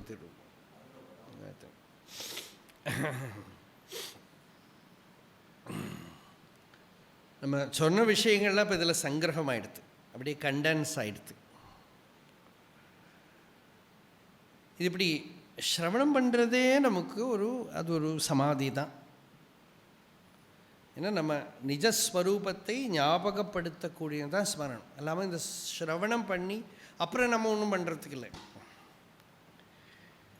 ஸ்ரோதவ்யா புனः ஸ்ரோதவ்யா புனः ஸ்ரோதவ்யா, அது மனனம் தானே. திருப்பி திருப்பி தத்துவமசி தத்துவமசி தத்துவமசி ராஜன் ஒரு வாட்டி சொன்னால் பொறுமே. அப்படி இல்லாமல் திருப்பி திருப்பி திருப்பி நீ அதுதான் நீ அதுதான் நீ அதுதான்னு அந்த மறைகள் ஸ்ருதிகள் சொல்லிகிட்டே இருக்குது. அதை ஸ்ரவணம் பண்ணிகிட்டே இருக்கான். நானும் தான் உட்காந்து சொல்லிகிட்டே இருக்கேன். பாருங்க, 30-35 வருஷமாக ஒரே கதை, ஒரே கதை. வேறு ஏதாவது பேசினாலும் பழக்கம் இருக்கிறவ சொல்லுவேன், இன்றைக்கி அந்த விஷயங்களை வேறு ஏதோ வந்துடுத்து. ஒரே கதை தான். அப்போது பெருத்த வச்சனமே, அந்த வச்சனத்துக்கு அவ்வளோ பெருமை இருக்குது, அவ்வளோ வைபவம் இருக்குது வேத வாக்கியத்துக்கு. அந்த வச்சனமே தான் உருவம் எடுத்து வர்றது, ஸ்ருதி ரூபத்திலையும் குரு ரூபத்திலையும் எல்லாமே. அந்த வாக்கியமே தான் உருவம் எடுத்து வருது. தொடர்ந்து நாம் நாளைக்கு பார்க்குறோம், அடுத்த பாடலை பார்க்கலாம். அருணாச்சல சிவ அருணாச்சல சிவ அருணாச்சல சிவ அருணாச்சலா அருணாச்சல சிவ அருணாச்சல சிவ அருணாச்சல சிவ அருணாச்சலா அருணாச்சல சிவ அருணாச்சல சிவ அருணாச்சலா அருணாச்சல சிவ அருணாச்சல சிவ அருணாச்சல சிவ அருணாச்சலா யதோ மமாத்மா பவசி த்வமேவ ततो न वाच्यं मम किञ्चिदस्ति यथा तवेष्टं कुरु मां तथैव त्वाम् आत्मनाथं रमणं भजामि. எல்லாருக்கும் பிரசாதம் இங்கே எல்லோரும் எடுத்துக்கணும். அப்புறம் இன்றைக்கி சாயந்தரம் எதாவது அனௌன்ஸ்மெண்ட் இருக்கா?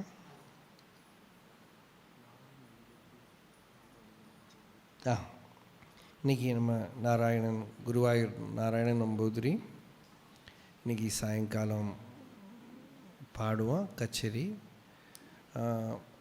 அப்புறம் திவ்யநாம சங்கீர்த்தனம் பதிவு போல் வேத பாராயணம்.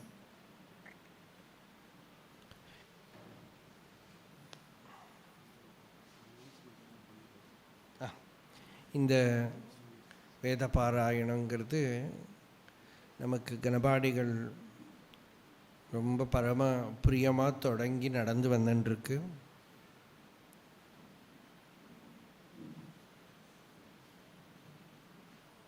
ரொம்ப ஹிருதயபூர்வமாக நடந்து வரக்கூடிய ஒரு விஷயம். இதில்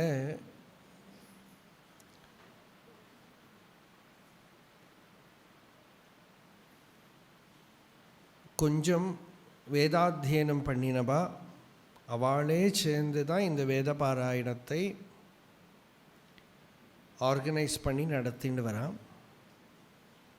யாரையும் நீங்கள் வாங்கோ கூப்பிடுறதோ இல்லை, நீங்கள் வர வேண்டான்னு சொல்கிறதோ இல்லை.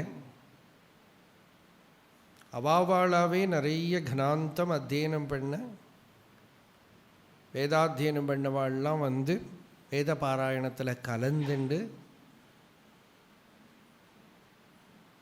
இத்தனை பேர் இருந்து சிரவணம் பண்ணி நடக்கிறது. இந்த ஒரு யக்ஞம் எல்லா காலம் அவிச்சின்னமாக நடக்கணும்.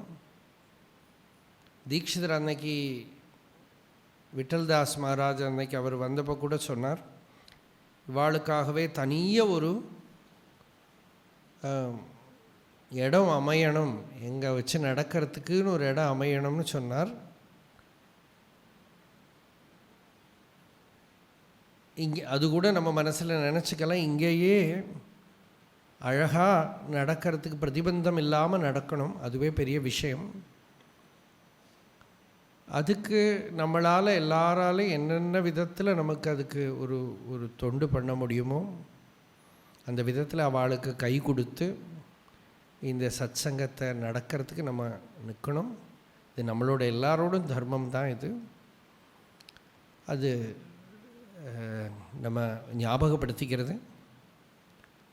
ஏன்னா இந்த மாதிரி ஒரு க்ஷேத்திரத்தில் ஒரு 50 பேர் வேதாத்தியனம் பண்ண கனாந்தம் அத்தியனம் பண்ணவா வந்து வேத பாராயணம் பண்ணி 10 நாளைக்கு ஒரு மகோத்சவம். நம்ம இப்போ சொன்னோம் ஒரு உற்சவம்னாக்கா என்னத்தையோ ஒரு என்டர்டெயின்மெண்ட் பண்ணி டைமை வேஸ்ட் பண்ணி அப்படின்னு பண்ணாமல் ஆரம்பத்துலேருந்து அவசானம் வரைக்கும் வேத பாராயணமும் சத் சங்கமும் நாம சங்கீர்த்தனமும் இப்படி நடக்கிறது ஒரு பெரிய விஷயம்.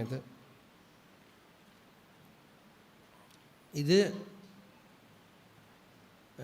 நம்ம சம்பிரதாயத்தில் உள்ளவாளே எடுத்து நடத்த வேண்டிய விஷயம். அது மங்களமாக இன்னமும் தொடர்ந்து நடக்கணும். அது நம்ம எல்லாரோடும் பொறுப்பு. நிறைய பேர் அது ரொம்ப பாவத்தோடு வந்து கை கொடுத்து கூட நிற்கிறா. இத்தனை வருஷங்கள்லேயும் அது ஒரு கஷ்டம் எதுவும் வரலை. இந்த கஷ்டமும் வராமல் தானே நடந்திருக்கு. இருந்தாலும் தெரிவிக்கிறதுக்கு வேண்டி அதை தெரிவிக்கிறது, அவ்வளவுதான்.